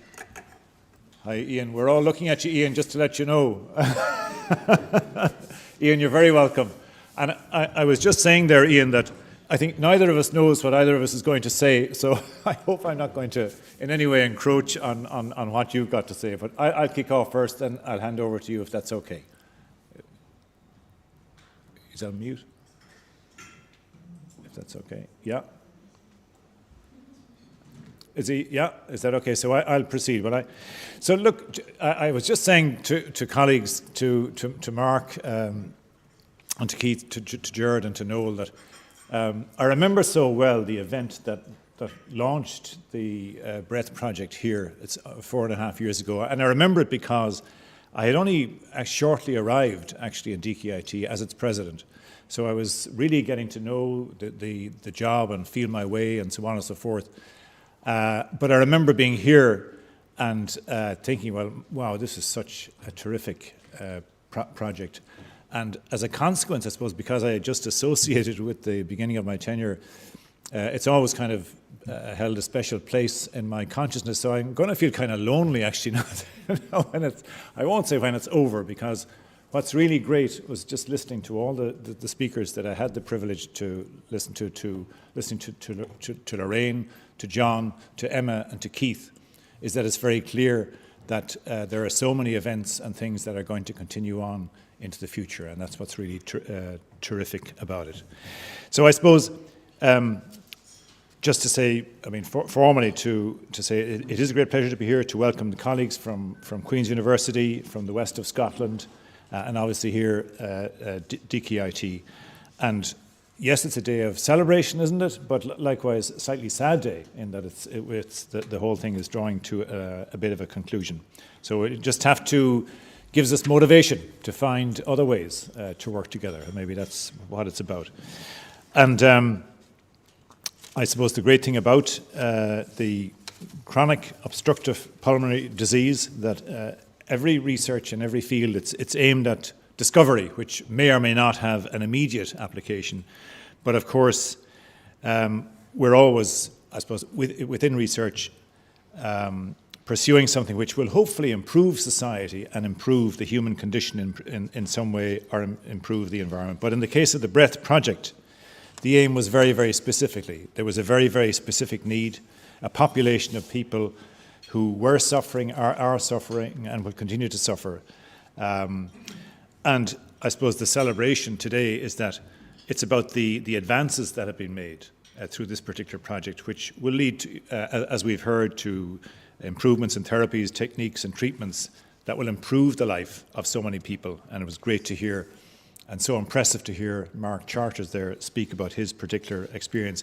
And of course, it's not just the lives of people like Mark, it's their families and their friends and the people who care for them. Their lives also will be improved, and maybe that's a dimension that we don't necessarily think about.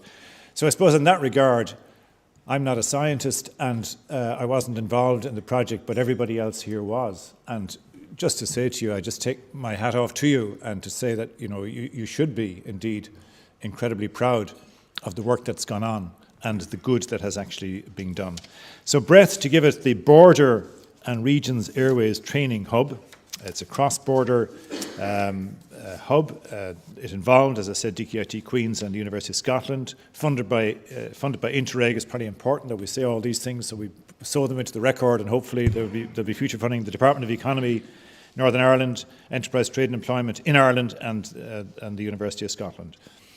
And okay, the outputs in terms of, and I think we've listened to these already, a cluster of scientists and technicians. The cost of COPD to the EU, if it hasn't been mentioned already, is estimated to be 141 billion. I presume that's an annual figure. It's one of the world's greatest killers. And I have a vivid memory of, at one of the first briefings that I attended, and I think it was Professor Mark Hollywood, who distributed paper straws to those of us in attendance and said, breathe through that and you get some notion of what people are suffering. And I've never forgotten it, actually. So it made a huge impression on me. The academic leads, and I was delighted that I was here to listen to Professor Keith Thornbury, to listen to Professor Lorraine Martin, Professor John Lockhart, and could I just say, John, you were very generous to acknowledge the success of Ireland in the Triple Crown. That's the really important competition, isn't it? Never mind this all Six Nations World Cup stuff. It's the Triple Crown is the really important competition. And also Professor Lorcan McGarvey, he's not actually here yet. So I think we probably know it's maybe been rehearsed already. The objectives were to identify novel diagnostics and therapeutic targets, to increase research and innovation across the region by providing world-class training to the next generation of researchers, and to develop an innovative cross-border inter-regional research hub focusing on the unmet need of COPD, and achieve critical mass that will impact upon the region by combining complementary clinical, scientific and innovative skills. And the achievements to date, and I'll just briefly rehearse them, I'm sure they've maybe been touched on already earlier in the presentations. We trained 28 young scientists to PhD level, in both project-specific scientific skills and through industrial interactions in transferable and complementary industrial and relevant skills. Many people have progressed to very good jobs in industry and in academia, and we have the active collaborations dealt with already with 3 industrial partners, 16 local and international companies. 80 conference presentations and papers produced, most of which have a cross-border authorship, and the extensive public outreach programme and school visits spoken to already. The prize, the Vice Chancellor's Prize for Research Culture in 2020. And I suppose then just switching back to ourselves, there's a lot of talk about cross-border, and Keith just asked me to say a few words about this, because when I came to DKIT, I think one of my guiding, or one of my motivations to come to DKIT and indeed to take up the post was that I always felt that as an institute, it's a super institute, and always going back, I think, 2.5 decades, great research traditions cross-border, but we never really recruited as many undergraduate students from Northern Ireland as I feel we should. And I'm delighted that over the last few years we've increased that number. We've very much increased our footprint in the north, and that we very much have tried to change the orientation of the college and project ourselves more as cross-border and working to drive prosperity, social inclusion and environmental enhancement across the region, across the counties of Armagh, Down, Louth, Cavan, Monaghan and Meath on what we call the Belfast-Dublin corridor, and I suppose in a manner which is blind to the border, totally blind to the border, and just simply sees people and sees communities and sees needs, and that we in the public sector and the public service needs to respond to that. So it's wonderful to see that through this collaboration we've achieved yet another way to work with our colleagues in Queen's University Belfast, who've been such great partners with DKIT over many decades, in fact, over I think almost 2.5 decades. So it was great to see this collaboration. And we're currently working on a further MOU to see other ways of working. And likewise, with the University of West Scotland, we would hope that our relationship would deepen and strengthen there. So, look, I want to hand over to Ian. I think I've probably used up my particular slot. So just to say, pleasure to be here. Congratulations to all of you for the discovery and the advances that have been made and will continue to be, and the actions that will continue. And as I said to you, you should indeed be very proud. Thank you. So I'll hand over to you. Thank you. So I'm going to hand over to Ian. Ian, you're very welcome. Good to see you. Good to go. Yeah. Well, thank you, Michael. It's really good to be joining you, albeit virtually this afternoon, and to share this celebratory event with you. Now, at Queen's, we really pride ourselves on transforming people's lives, not just locally, but with international impact. We've had a lot of challenges in the current day. We've got the impact of COVID-19 that we're still living with. We've got facing the future beyond Brexit, which is a challenge on both sides of the border. We've got the economic and political situation, and our heart goes out to the people in the Ukraine. We've got the climate emergency, we've got poverty and inequity, and of course we've got multiple education and health challenges on these islands. But I believe we've got much more that we can do in an effective way when we work collaboratively in partnership with others, with leaders in their fields, in institutions, across sectors, and of course individually.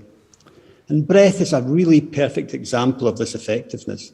It's achieved a great deal in just over 5 years, as you've set out, Michael. It's been addressing the causes, the treatment, and importantly, the prevention of COPD. Now, sadly, as you've said, COPD carries a major level of morbidity and mortality for our populations, as well as that economic impact of over 140 billion euros per year in the EU that you referred to.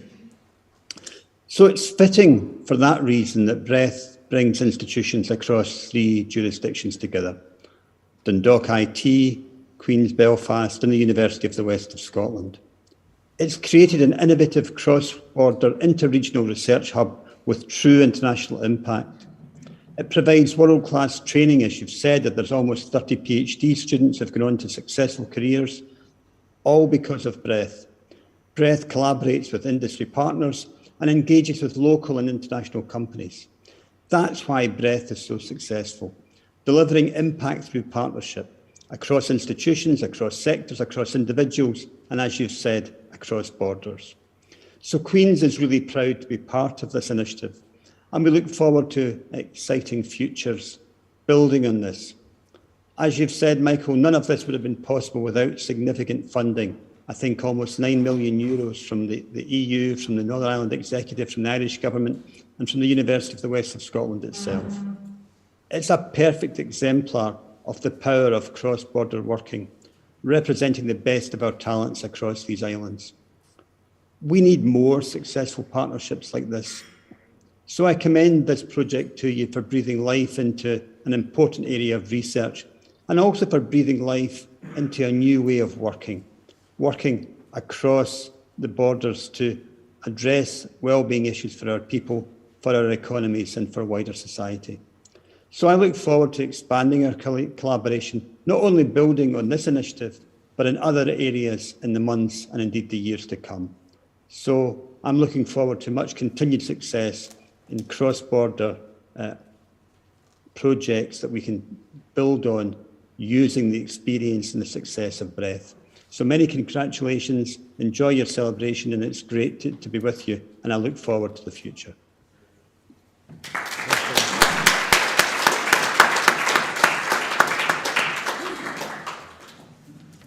Ian, thank you very much from everybody here. We could hear you loud and clear. Very, very good of you to join us. Great to have you with us today.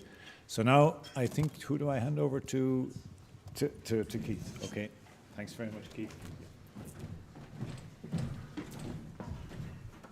Okay. Thank you, Michael. Right, so we have an interesting part of the programme coming up, which has not been scripted by us, so could be a bit of a white knuckle ride. We asked some of our students to come and give their true views on how Breath affected them and helped them to progress in their careers. So we're going to start off with Ruth Matthews. Ruth, come on ahead, Ruth. Ruth has progressed. She'll tell you all about it. Ruth was actually my own PhD student, and I have to say, a really, really good student. A great pleasure working with Ruth.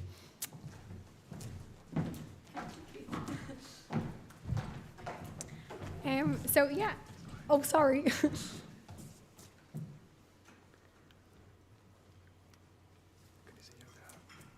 that again. Your presentation. Oh, sorry.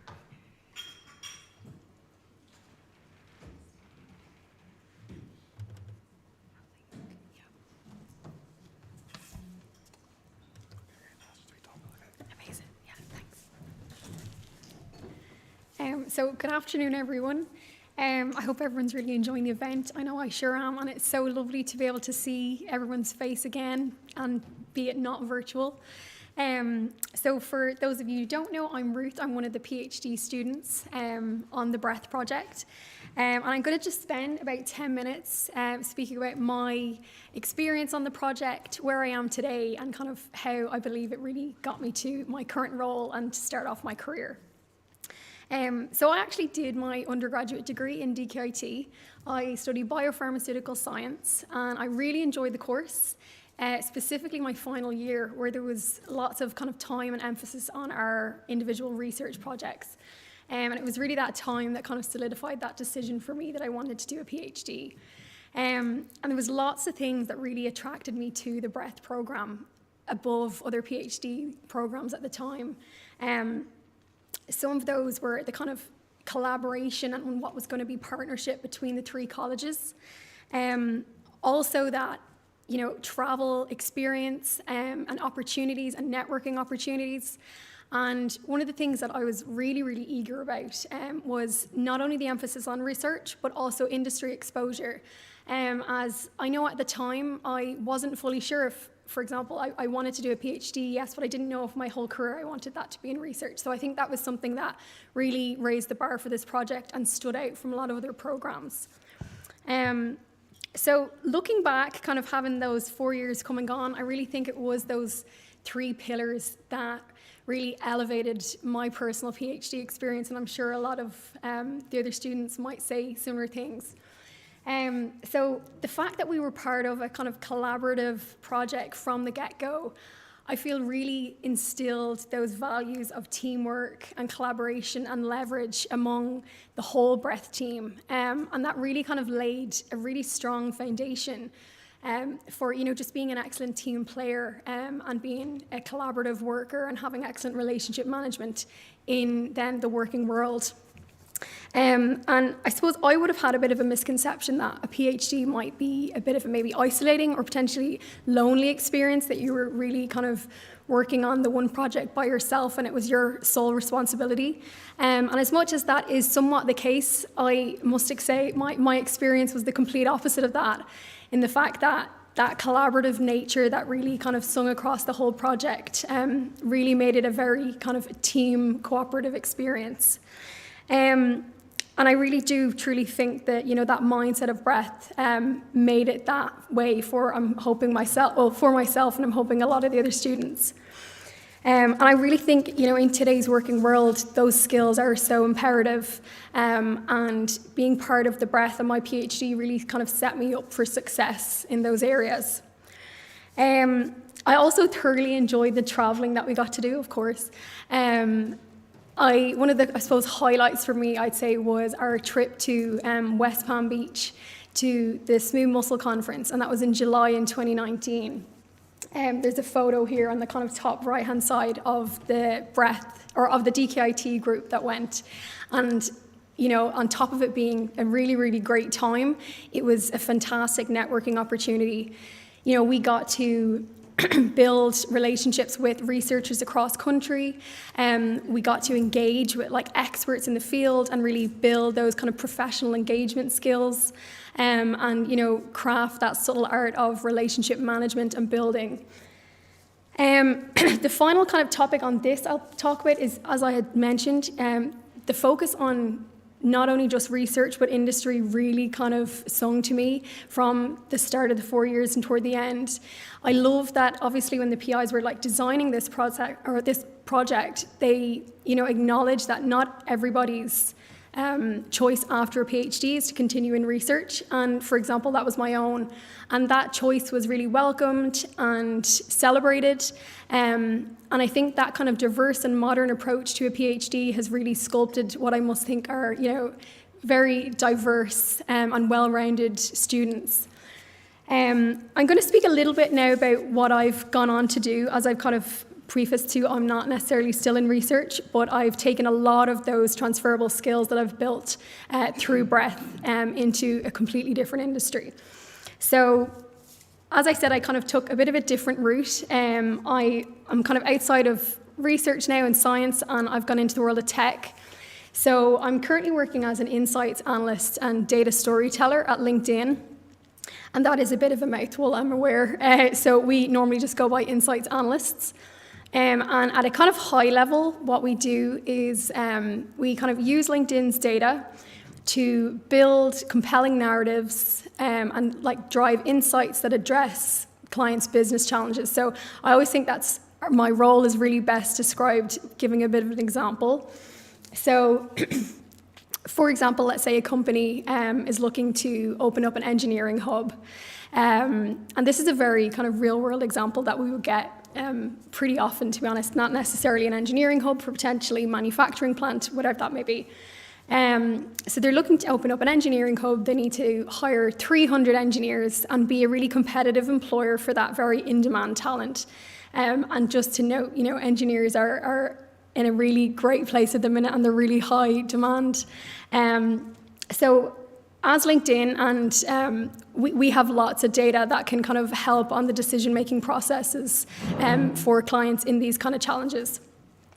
So we know where the kind of highest population of engineers currently are. We know the universities that are producing and training the best quality engineers. And we would also be able to even have data on like their work preferences or priorities. So for example, did they put flexible working above excellent compensation? So we can then advise our clients, who are the employers and companies, maybe where best to situate their new engineering hub, where to focus their marketing efforts. So you want to make sure that these new graduates coming out of these top universities are aware of your company and aware of your opportunities. And then we can also train these companies on how to be the best employers for this talent. So what I then kind of do is search LinkedIn's databases, extract the necessary information for those client asks, visualize them findings, and then present that to the client and act as a bit of a strategic advisor.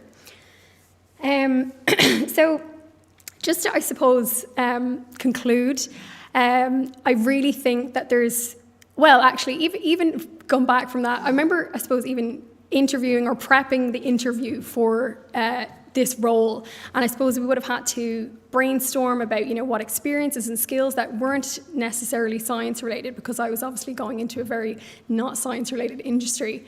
And there was just so many translatable and transferable experiences that we had through breath and skills that we had developed. And I think that really was from being at such a collaborative project and so diverse in nature, and that modern approach that probably gave me the confidence to take a big leap and such a left field from what I had been doing previously. So yeah, I want to say thanks very much for the experience and the opportunity. Thanks to the whole Breath team for a really memorable 4 years, and I suppose a specific thanks to the DKIT team for such amazing help, encouragement and support the whole way through.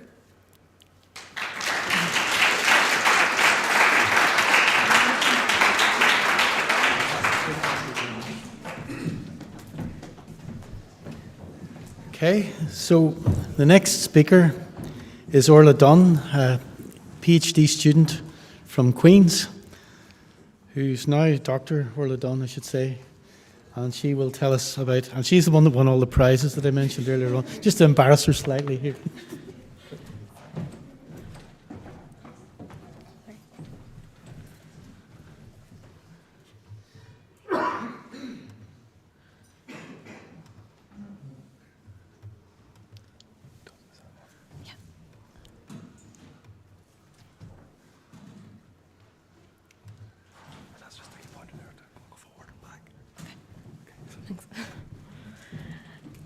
Yeah, so I'm one of the 6 PhD students at Queen's University Belfast, and we were kind of separated into 3 students in the School of Medicine that were studying at the Wellcome Wolfson Institute of Experimental Medicine, and then we also had 3 students in the School of Pharmacy.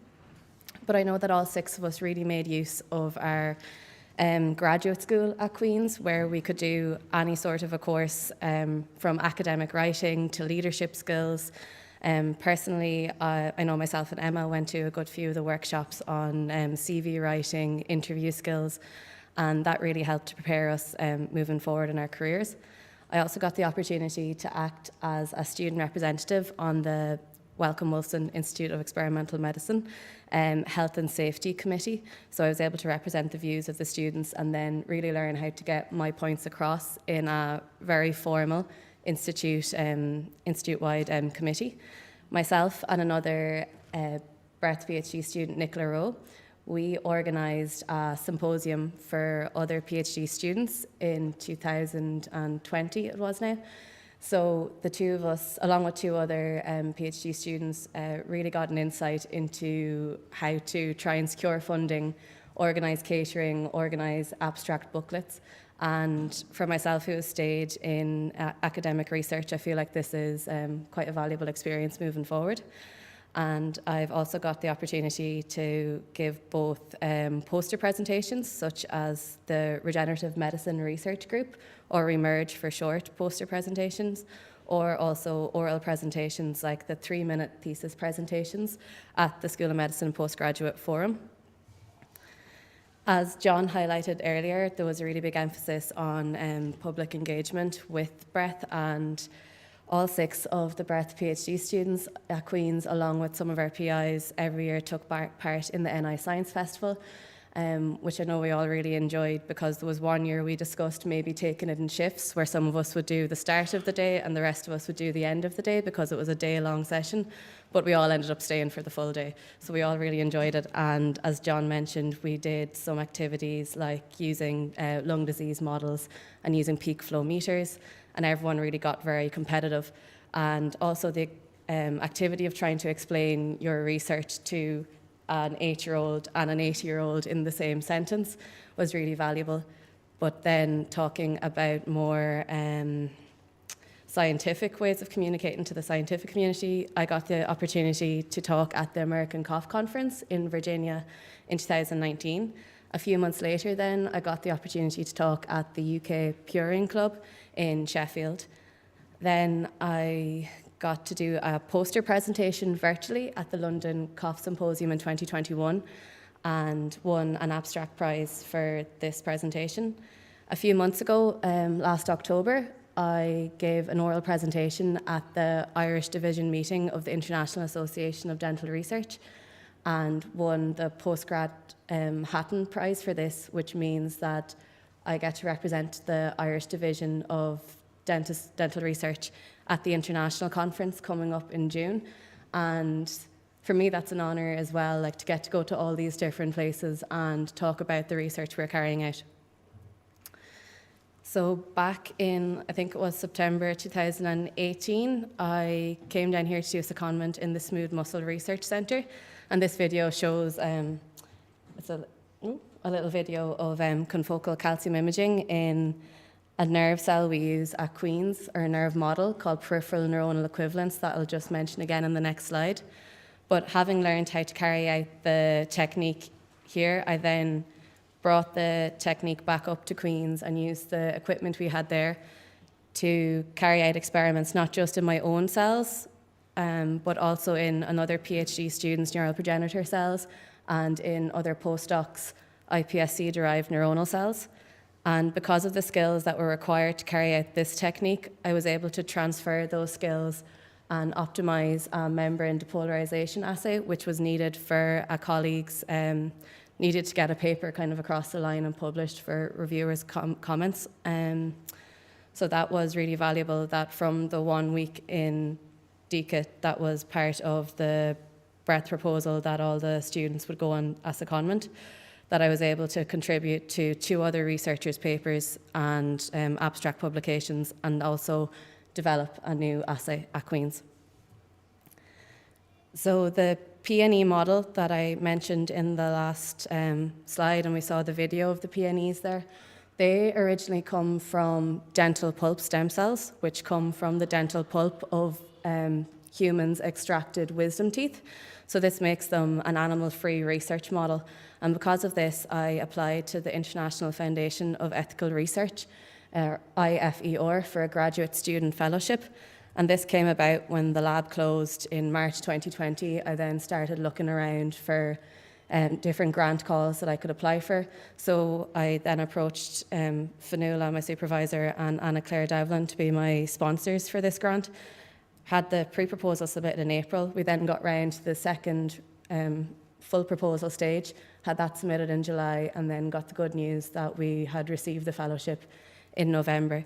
And as I want to stay in academic research, having the support to take some time out of writing my thesis and focus on learning how to write a grant, I feel like was an invaluable exercise as well.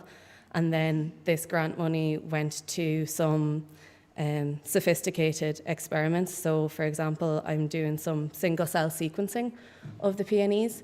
I also got to buy some multiplex arrays and ELISAs to investigate the PNE secretome if I treated the cells with different proteins of interest, so ATP here, and then doing some transcriptomic analysis of how the PNEs changed when they're treated with ATP, and that analysis is currently ongoing.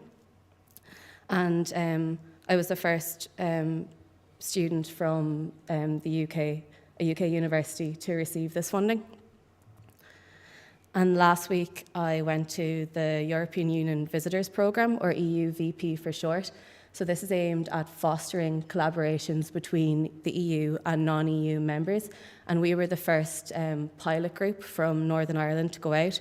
So we had 1 caseworker for an MP, myself as a postdoctoral researcher, 1 investment analyst, and 5 youth workers. And we all were, so me in particular, I was showcasing the work that I have done from an EU-funded programme that, and just really talking to different MEPs about how important our research is, how important the funding was for carrying out this research, and also highlighting that if we could have a more smooth trade and customs agreement so that we don't have to wait for goods coming in, imports, and also there has been an increase in cost of different goods since Brexit has happened. I got to meet Theresa Lennon from the Irish Region's European Office, who helped to secure the funding for BREATH. So that was a great experience. She was very interested in learning about how each of the PhD students' project has gone and all of our experiences. I met with Sue Arundale from the British Chamber of Commerce, and she was very interested, and she recognised that we do have problems in academic research with receiving funding and receiving our goods since Brexit has happened. And then I also got to meet with different people that were actually, they actually wrote up the EU-UK withdrawal agreement, and they were not aware that we were having any issues with the trade and customs agreement. So I made my voice heard in that meeting, and Sue Arundale was very grateful for that. And so thank you very much for my supervisors and members of the BREATH team at Queen's, and other helpful people in the WWIEM at Queen's, and all those who helped me in DKIT when I came down for the secondment. So thank you.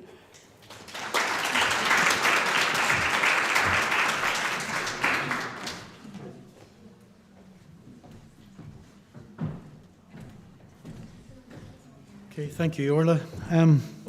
We now have a PhD student coming in on video link from UWS, Kimberly Black.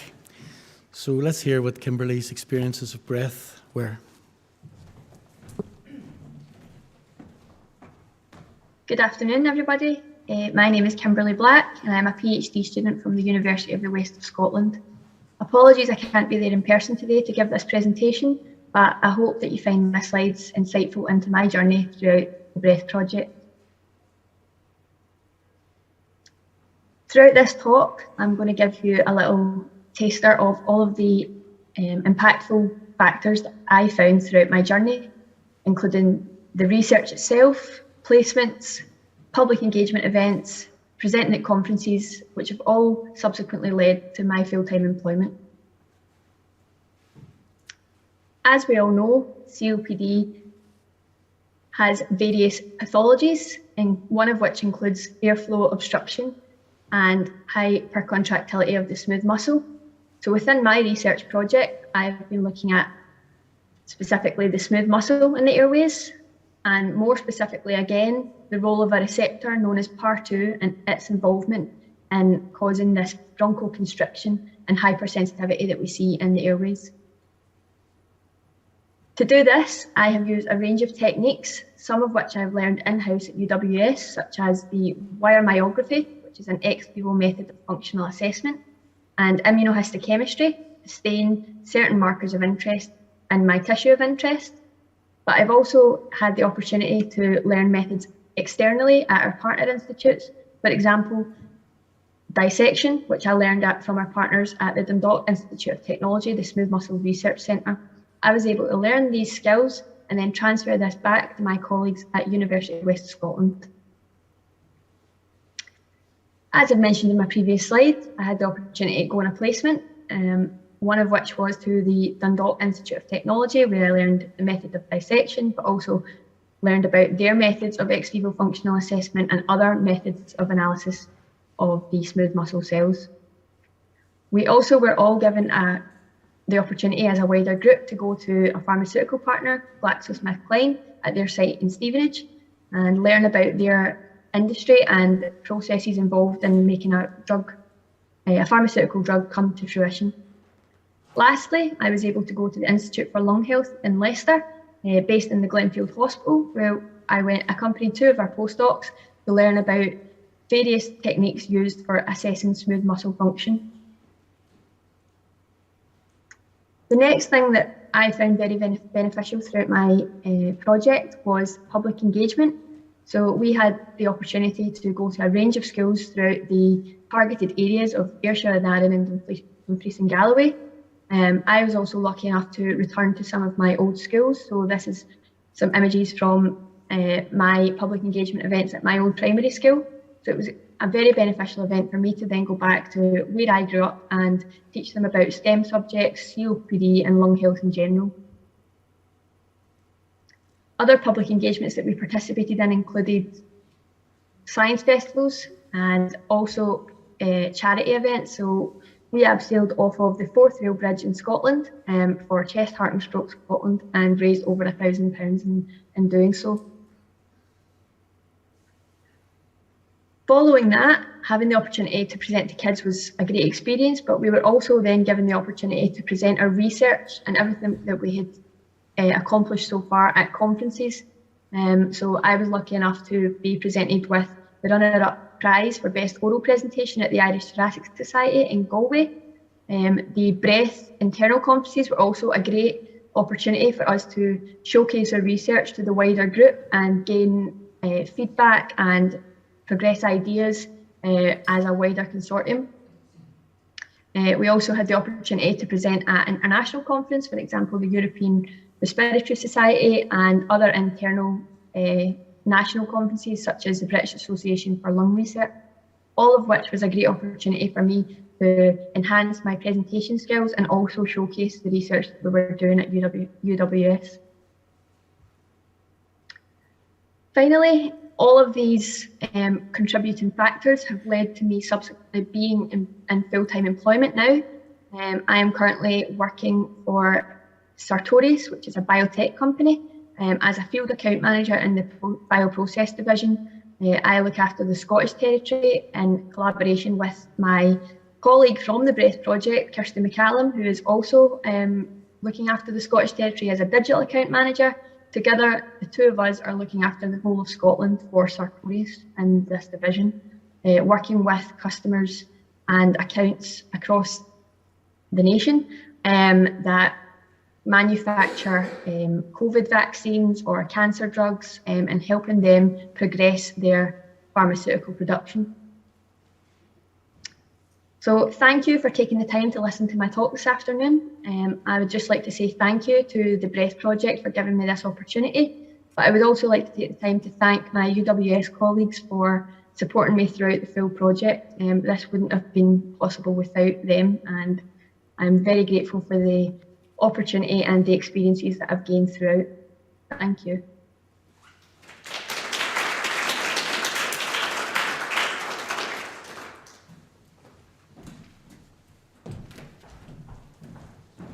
Thanks to Kimberly for sharing her experiences and successes with us. The next speaker is Dr. Roddy Large, who actually, he already had a PhD. Now he's not a PhD student, he's a postdoctoral researcher on the Breath programme. And we have a long association with Roddy, who sadly for us recently moved on to Novartis. But Roddy will now tell you about his experiences.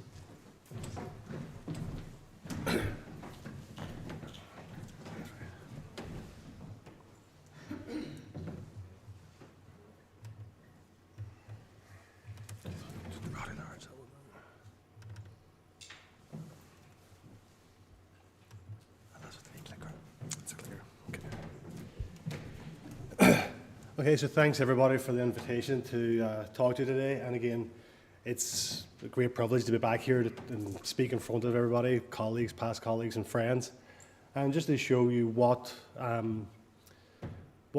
how successful Breath has been, not just as a research project, but as a program that has allowed everybody to advance their careers in more than just a scientific way. Brief background about my career. I did my degree, an undergraduate degree at Queen's University Belfast.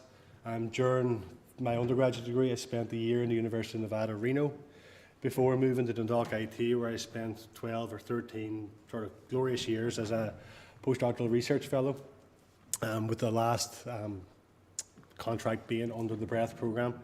And in July of 2021, I took up a position with Novartis. And when we talk about Breath, we look at this word cloud, and some of the words associated with the Breath programme are outreach, science, multidisciplinary, multi-centre, collaborative, etc., clinical research. But for me, these words are all very important and all sum up Breath. But for me, Breath's more than just this collection of adjectives. It's probably the best training programme that I've been on, and I think that's sort of very apparent in the success, if you look at the posters on what all the PhD students have gone on to do. And Breath has been a fabulous training program. And it's not just the scientific techniques that we all picked up. Of course, we all learned new techniques, be it molecular biology, electrophysiology, some learned how to do Western blots, etc. But it's the all-encompassing sort of transferable skills that we pick up on a research project like this that really rounds us as individuals and allows us to go on and sort of pursue careers in academia or outside of academia. And if you think about the scientific sort of skills, there's protocol design, it's writing those experimental design, writing the protocols. When we do our experiments, looking at the data, looking at it as a global picture, analysing that data with a critical eye, with a scientific eye, and making sense of that data. As often, it's usually the outliers or the most interesting data points that we find. The Breath project allowed us to increase our skills in scientific writing through either writing papers for publication or writing our PhD thesis if you're one of the PhD students, and going through this peer review process, and again, acting as peer reviewers. So again, all these skills really rounding us as individuals.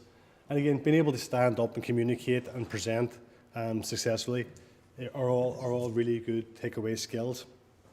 But not only that, Breath also allowed us to hone in on our soft skills, our time management, our project management, teamwork, networking, conflict resolution, and all these things. Yeah, sure, they look good in your CV, but do you really think that they're going to be beneficial when you go into the workplace? But they really are, and these are skills that I have found since taking up a position in industry are really, really essential in becoming sort of successful in a future career. And when I was looking for a role after academia, I looked within industry, and some of the roles that were open to me within Novartis, based on the skill set that I had developed through Breath, were clinical scientific expert, scientific writer, regulatory affairs, trial management, data management, being part of a scientific review committee, or medical science liaison. There's a whole, that's only to name a few, but there's a whole range of careers within the pharmaceutical industry that are open to us based on the skills that we picked up from going through the Breath program. And I picked up and started on a role as clinical scientific expert with Novartis, and I work within the therapeutic unit of cardiorenal metabolic. And the trial that I'm involved on is with the drug called inclisiran, or it's marketed as Leqvio. Traditionally, in order to treat high cholesterol, statins have been the go-to drug for a number of years, and they're relatively successful, but it means taking a tablet every day, and there's awful low compliance. Inclisiran is a siRNA that can be given once every 6 months and has the same effect in lowering statin, actually more successful than the current statin treatments. So I'm involved in designing protocols and writing protocols in order to get inclisiran to market in a number of territories. And if you look at the higher level of my job title, it's to provide clinical insight into clinical trial data. But I've listed a few things here that make up my job description. It's protocol design, designing that clinical trial protocol. It's designing databases that allow us to collect all the relevant data, all of the safety biomarkers, all of the data that we can use for future analysis. And when the trial's up and running, then there's clinical data review, looking for protocol deviations, spotting trends in adverse events or serious adverse events. So looking at safety concerns. Are we seeing an increase in diabetes in these patients? Are we seeing an increase in liver events, etc., in these patients? And spotting those safety concerns earlier. And then finally, writing a clinical study report and liaising with the regulatory authorities, be it the FDA or the EMA, etc., in order to get this drug to market. And you can see here that these lists of sort of roles that I do on a daily basis all really tie into that scientific career that I had before and the skills that I picked up within Breath. And again, part of Breath was this industrial collaboration and in collaboration with other sites and clinicians. And this really gave me a good footing into going into industry, where I'm working with an international team of medics, statisticians, managers, programming, safety, etc. And being able to converse with them in a level is something that I got through the Breath program. Being able to go to international conferences, speak to clinicians, speak to experts, and have that confidence to go from a small academic lab to a large multinational corporation with 100,000 plus employees. And I wouldn't have been able to get this role in industry without the help and support of the Breath program and my mentors within DKIT. And so with that, I'd like to thank Interreg and SUPB for the funding. And again, thank all my colleagues and everybody who's collaborated with me through the Breath program. Thank you.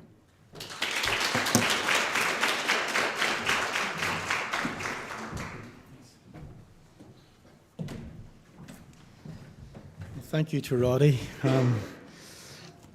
So next we have James Rahil, and I have a long history with James actually, as once being a supervisor of a BST project, I seem to remember, way back in the pre-Breath days of the last century, I think it might have been, or yes, it was. So James is also a postdoctoral researcher who worked on the Breath programme, and he's now morphed into a fantastic independent scientist. So let's hear James.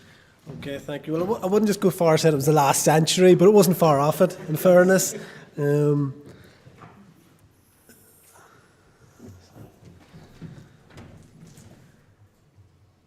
But it was, I had known many of the Dundalk guys before Breath, even Jared. I was knocking around with him in Nevada back many years ago. So it's funny how things come full circle, where you meet up with previous colleagues and then, yeah, that's me, and then interact with a whole new host of them. So it's really been a pleasure from the start.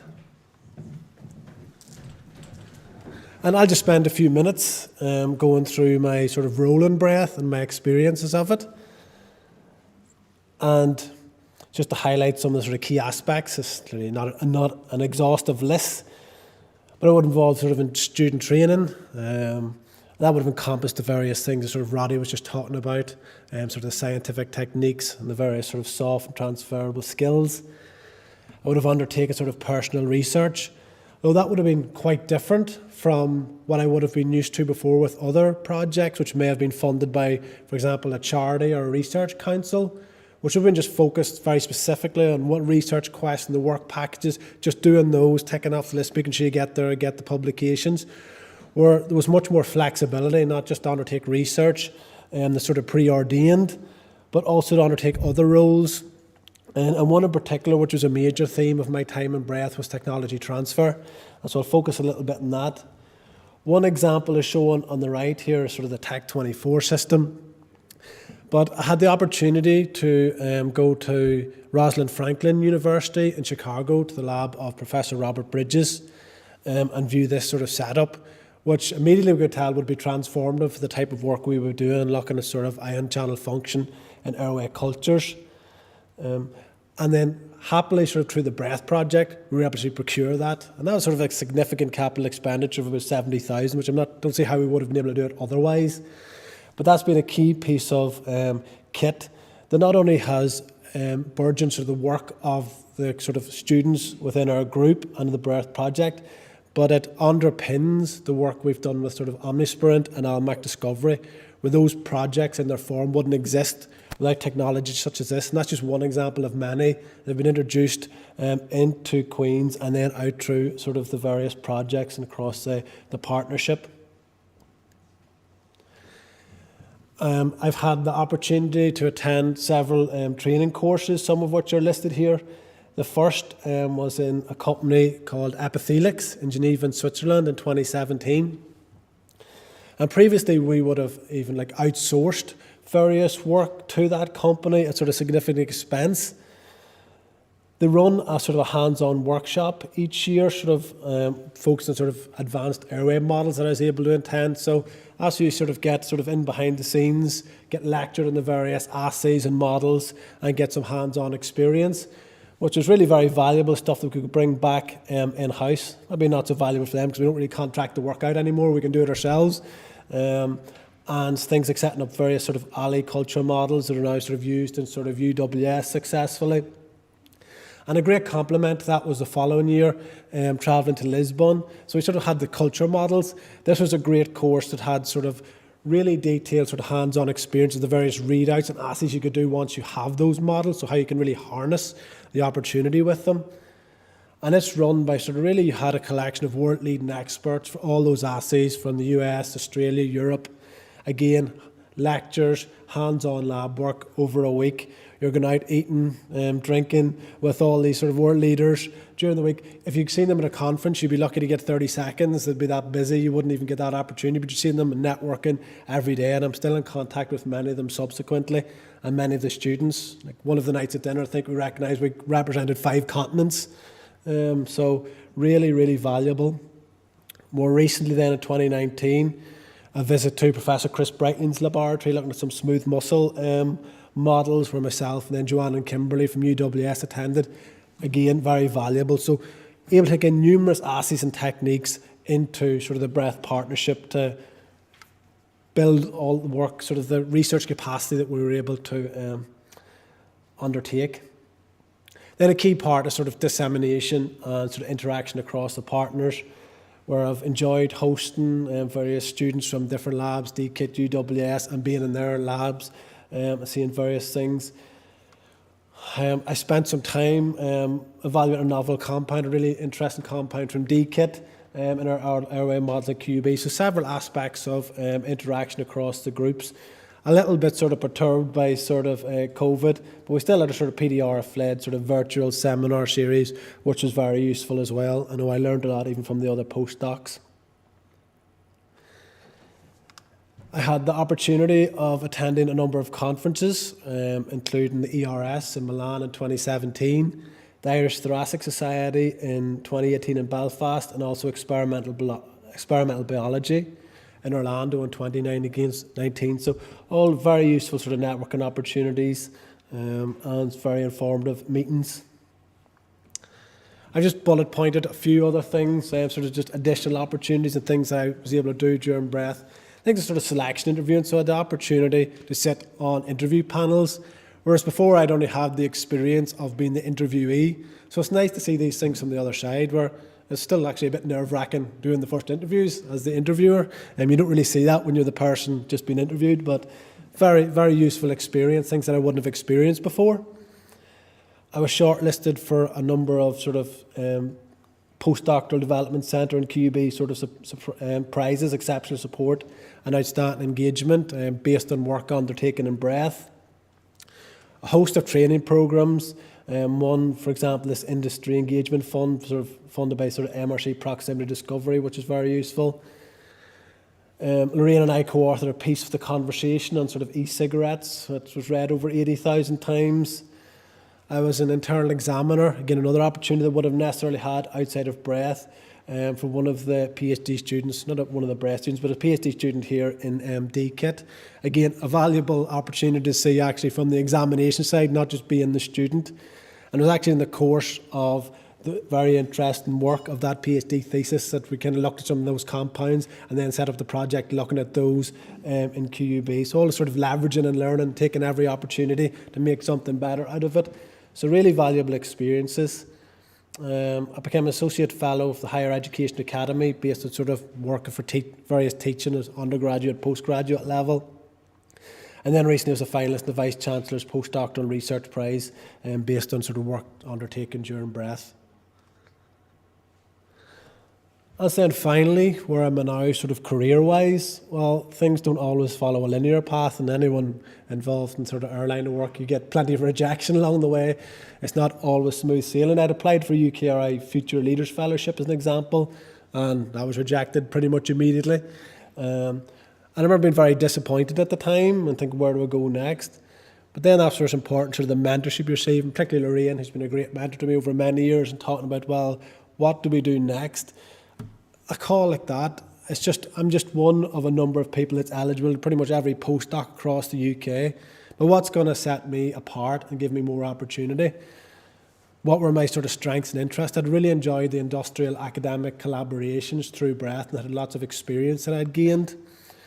We already had ongoing relationship with companies such as Almac Discovery, doing work there, sort of a COPD, but we were only kind of scratching the surface of the kind of things we could do.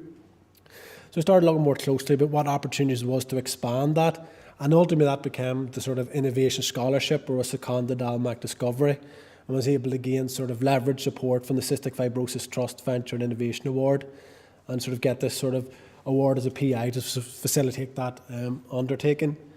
And that's it's been a really, really enjoyable sort of process. I've really enjoyed working with the team at Almac, learned a lot of new things already, and just seeing how a company works and sort of all the various scientific skills that are there.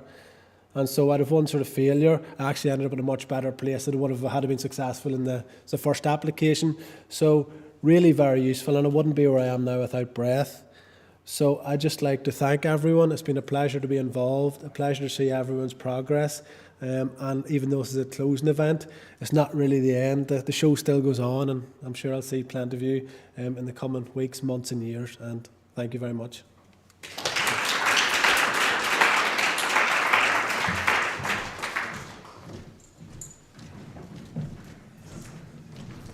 Okay, thank you very much, James. So the next speaker is Richard Wilkinson from Almac Discovery. Now, I should say that they are one of the partners that we have that Breath provides some grant funding to. And actually, Richard is a postdoc in Almac Discovery that's actually paid out of Breath funds. So it's been a great working model for us. And Richard's actively involved in 2 projects with Breath. So over to Richard.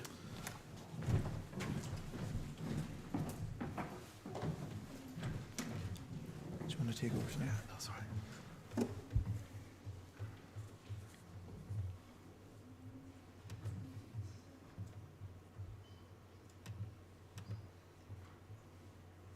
That's me, there you go. Left and right just. Okay, first of all, thank you very much everyone for the invitation today. I know myself and the rest of the Almac contingent with me here today are absolutely delighted to be joining you here in Dundalk with to sort of bring through this dissemination event to an end. This afternoon, I am absolutely delighted to be introducing you all to Almac Discovery and giving you a little bit of a flavour as to what sort of work we've been carrying out to date and how that the Breath and Almac industrial partnership has developed and resulted over the past year or so. So this will be a very brief, very high-level overview as to some of the work that we've been carrying out, and I'll be talking a little bit about investigating roles for dubs in airway disease using a CRISPR-based approach. So who are Almac Group and what do we do? Almac Group is a large pharmaceutical company based in Craigavon, Northern Ireland, with a presence across Ireland, UK, the US and Asia. The company's chief mantra is partnering to advance human health. And Almac Discovery is one of 7 business units within the Almac Group as a whole. And our work can be best described as an independent research-driven drug discovery company dedicated to the development of novel and innovative therapeutics. So we currently work on a number of therapeutic angles versus a variety of different diseases with one of our long-standing project pipelines being the UBplex DUB platform. The UBplex DUB platform utilises a team of expertise to generate small molecule inhibitors such as deubiquitinating enzymes, or DUBs for short. These are a large family of proteins with roles both physiologically and pathologically, and we are trying to match some of these inhibitors versus disease targets in order to generate potential therapeutics. So as of late 2020, Almac Discovery has begun a collaboration with Breath in order to try and investigate the roles for some of these DUBs in airway disease. So what are the existing challenges of airway disease and what are the goals for our project? Well, airway disease itself is an umbrella term really for diseases which cause inflammation to the airways. And these diseases can include COPD, which is Keith pointed out earlier, is ranked third as a leading cause of death globally, as well as other diseases such as cystic fibrosis, which is a leading life-limiting recessive genetic disorder. These diseases are typically characterized by the symptoms of difficulty in breathing, shortness of breath and coughing, and from a biological perspective occur due to a loss of activity of certain ion channels, in particular CFTR. Current therapies for airway inflammation are corticosteroids and anti-inflammatories, and are designed to really treat the symptoms of the disease itself. However, extensive research in the field has indicated that restoration of normal airway function in both these diseases can be achieved through either blocking ENaC channels, activating CFTR ion channels, or by activating CFTR compensatory channels such as TMM16A. Interestingly for us, when we began this project in late 2020, it became clear from a very early stage that roles for DUBs in airway disease remained largely unexplored. DUBs themselves work by removing ubiquitin, which attaches to proteins.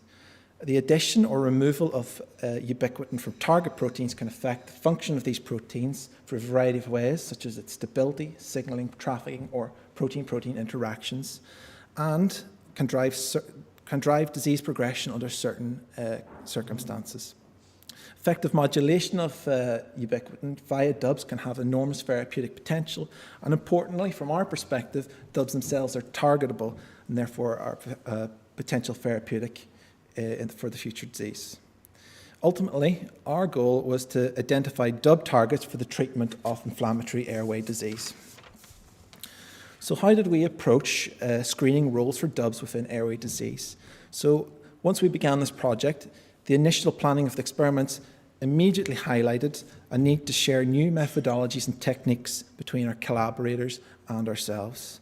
The state-of-the-art for investigating roles for new targets within disease is called CRISPR, and our group in ALMAC Discovery routinely uses technology. CRISPR itself works by removing specific genes of interest, such as DUBs themselves, to evaluate the effect of their loss on disease progression. In turn, our QUB collaborators shared with us the gold standard for evaluating airway disease in the form of the Airway Liquid Interface, or ALI model. Together, we were able to develop a method whereby CRISPR removed DUBs of interest from human primary lung airway cells, and these DUB-free cells were growing up for 3 to 4 weeks. The main advantages of the cell model technology is the high degree of physiological resemblance of the ASCII cells to actual human tissues, not only with respect to the cell types, but also how the cells themselves behave, such as cilial beat demonstrated here, which in normal circumstances is used to move mucus trap pollutants up and out of the airway to provide a healthy airway. Ultimately, we decided to use this model approach in order to investigate the effect of removing DUBs from the cells in order to investigate ion channel activity. So, using this combination of technologies from ALMAC and Queen's, we then went on to evaluate the effect of removing the DUBs from the cells and investigating the effects upon the ion channels themselves. We were able to generate a large amount of data showing that removal of individual DUBs had a wide range of effects on our ion channels of interest. And in particular, we identified DUB-Y, highlighted here in red, which, when removed using CRISPR, was able to block ENaC and activate CFTR and TMM16A ion channels. This itself was very exciting, as it affected all 3 ion channels in a therapeutically beneficial way and suggested that DUB-Y itself may be an interesting therapeutic target down the line. To supplement this, we decided to evaluate a range of pharmacological inhibitors available to us via the UBplex DUB platform in ALMAC Discovery, and screened a number of hits using these drug compounds, including DUB-Y. And to our delight, we found that inhibition of DUB-Y, highlighted here in green, once again blocked ENaC and activated CFTR and TMM16A activity. So, as a result of this data, we were excited to have identified DUB-Y as a hit, and also to have an inhibitor compound that could selectively target DUB-Y within our ALI model. So, considering the very positive effects of the targeting DUB-Y had within our COPD screening platform, we next decided to evaluate the effect of inhibiting this DUB within cystic fibrosis. Cystic fibrosis itself is a disease whereby the ion channel CFTR is inactivated following mutation. To date, there are more than 2,000 mutations recorded within the literature, with the most common mutation being the F508 CFTR mutation, which represents approximately 70% of the total CF cases. F508 deletion is what is termed a class 2 type mutation, meaning that it's improperly folded and cannot be trafficked to the surface of the cell where it carries out its normal function. Unfortunately, Ireland has the highest incidence of cystic fibrosis globally, with F508 deletion being the prominent cause of the disease. As a result of this, we decided to investigate the effect of DUB-Y in cystic fibrosis using an F508 deletion donor. And interestingly, what we found was the treatment of the DUB-Y inhibitor once again blocked ENaC, activated CFTR, and activated TMEM16A ion channels. As I mentioned before, cystic fibrosis is a disease of malfunction in CFTR, and in its broadest terms, restoration of the CFTR protein can fix a disease. Currently, compounds developed by Vertex are at the cutting edge of CF treatment, with therapies restoring activity of CFTR in patients and alleviating disease symptoms. So we next asked, can DUB-Y inhibitor, in combination with the Vertex compounds, improve CFTR activity? And excitingly, the answer itself seemed to be yes. Evaluating CFTR activation showed that the combination of the two therapies increased CFTR activity, as shown by the red arrow here. So what does this all mean from a clinical perspective? So despite this all being at an early stage and a lot of replicative analysis needing to be completed on this work, our screen has identified a DUB target, and also pharmacological blocking of this target has been shown to have a therapeutic benefit in the disease using our models. So just to finish on, I'd also just like to highlight some of the benefits and summarize some of the benefits resulting from the BREF-ALMAC industrial partnership. In the first instance, from a biological perspective, the first obvious benefit of this collaboration is that there's now a greater understanding of DUB roles within airway disease, which has great implications on future research. Secondly, these gains themselves and the understanding they've provided would not have been possible without the opportunity that BREF has brought forward and allowed us to share new skills and expertise between our colleagues at Queen's. And thirdly, as an overall consequence of this collaboration, the work has now opened up therapeutic avenues which were previously unrecognised and will hopefully provide future benefit to patients with these diseases. From a collaborative perspective, they say no man is an island. I think the same applies to research groups themselves, and one of the biggest impacts, a huge impact, has been of the BREF collaboration, has been the forging of academic industrial links. This is the benefit of merging ideas from some of the leading thinkers in airway field with the clout of industrial innovation and the resources. And as a consequence of the collaboration between BREF and ALMAC, we now believe we've identified a tractable drug target, which moving forward we'll be continuing to work with our collaborators on. And finally, just end on the research opportunities provided by BREF. So knowledge of the DUB roles within air disease was very limited upon the commencement of this project. Now, following our CRISPR screening project, we've accumulated a huge amount of interesting data regarding the effects of removing specific DUBs from a COPD donor. Today, I've focused solely on DUB-Y. However, there remains an abundance of targets which can be further explored not only from a therapeutic perspective, but also from normal human biology. And this excitingly provides us with an enormous research opportunity for continued work within CF and other diseases such as COPD. So just to end on, I'd just like to acknowledge some of the hard work provided by my colleagues with the guys at ALMAC, Tim, Dan and Ian. Our gratitude to our colleagues in QUB, Professor Lorraine Martin and James Rehill. And I would also like to raise a special mention for Kiefer Mark here from the Dundalk Institute of Technology, who we've also been working very closely with on some potassium ion channel biology, but unfortunately they didn't quite make it into the slides today. And with that, thank you very much, everybody. My pleasure to talk to you about some of Almac's work.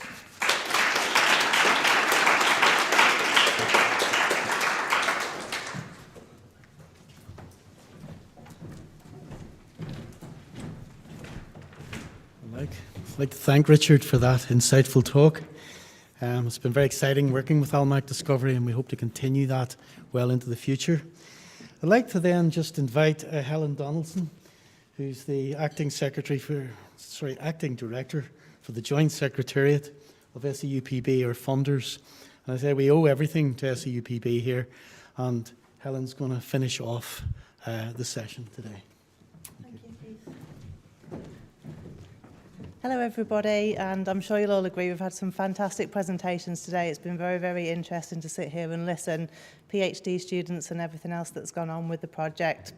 So it really does give me great pleasure to be able to attend in person today to help celebrate all your fantastic achievements and the new cross-border partnerships that it's created. Keith noted earlier that this is the first time you've all been together in 2 years. So as much as technology has allowed us to maintain vital connections, it just can't compete with the value and comfort of meeting face-to-face at an event like this.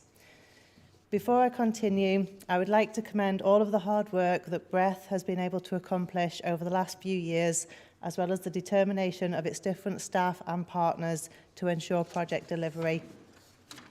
I would like to thank the lead partner, Dundalk Institute of Technology, along with the partners of Queen's University and the University of the West of Scotland. I'd also like to recognise the financial and non-financial support provided by the match funding government departments, the Department for the Economy in Northern Ireland and the Department of Enterprise, Trade and Employment in Ireland. The European Union's Interreg programme has been designed to support projects that bridge the gap between the worlds of industry and high value-added PhD research. The support is provided under the Research and Innovation objective of the Interreg 5A programme, which was designed to increase business industry relevant R&I capacity on both sides of the border and in Scotland as well in this case. Breath is an excellent example of this type of work, and we are immensely proud to have been able to support its hugely important research within the field of lung disease. The establishment of a world-class cluster of researchers, including cross-border collaborations between scientists and clinicians, has no doubt made a real and significant difference in combating the life-threatening illness of COPD. By working together, the cluster has created an enduring legacy which will benefit many thousands of citizens on a cross-border basis. I would also like to commend all of the fantastic outreach work described earlier by John and by Ola and by Kimberly, which was carried out with schools in Scotland, Ireland and Northern Ireland. This invaluable work helped promote greater awareness of COPD as well as the dangers of smoking to hundreds of school children. This is encouraging them to make more positive choices in order to protect their own health. As we have heard today, the project has also supported a new generation of PhD students to earn their doctorates, as well as giving them new opportunities to network and learn from each other, something which would not have been possible without Interreg EU funding.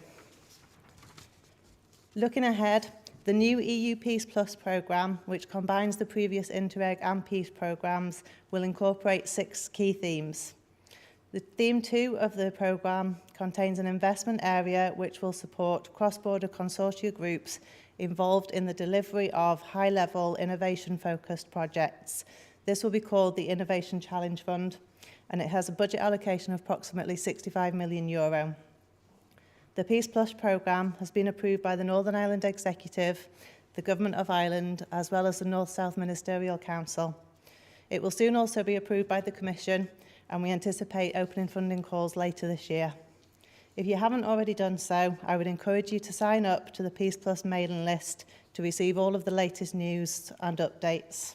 You can do so by emailing peaceplus@seupb.eu. Please also follow us on our social media and check our website for new updates. Once again, many thanks for today's invite and for your participation today. Well done, everybody.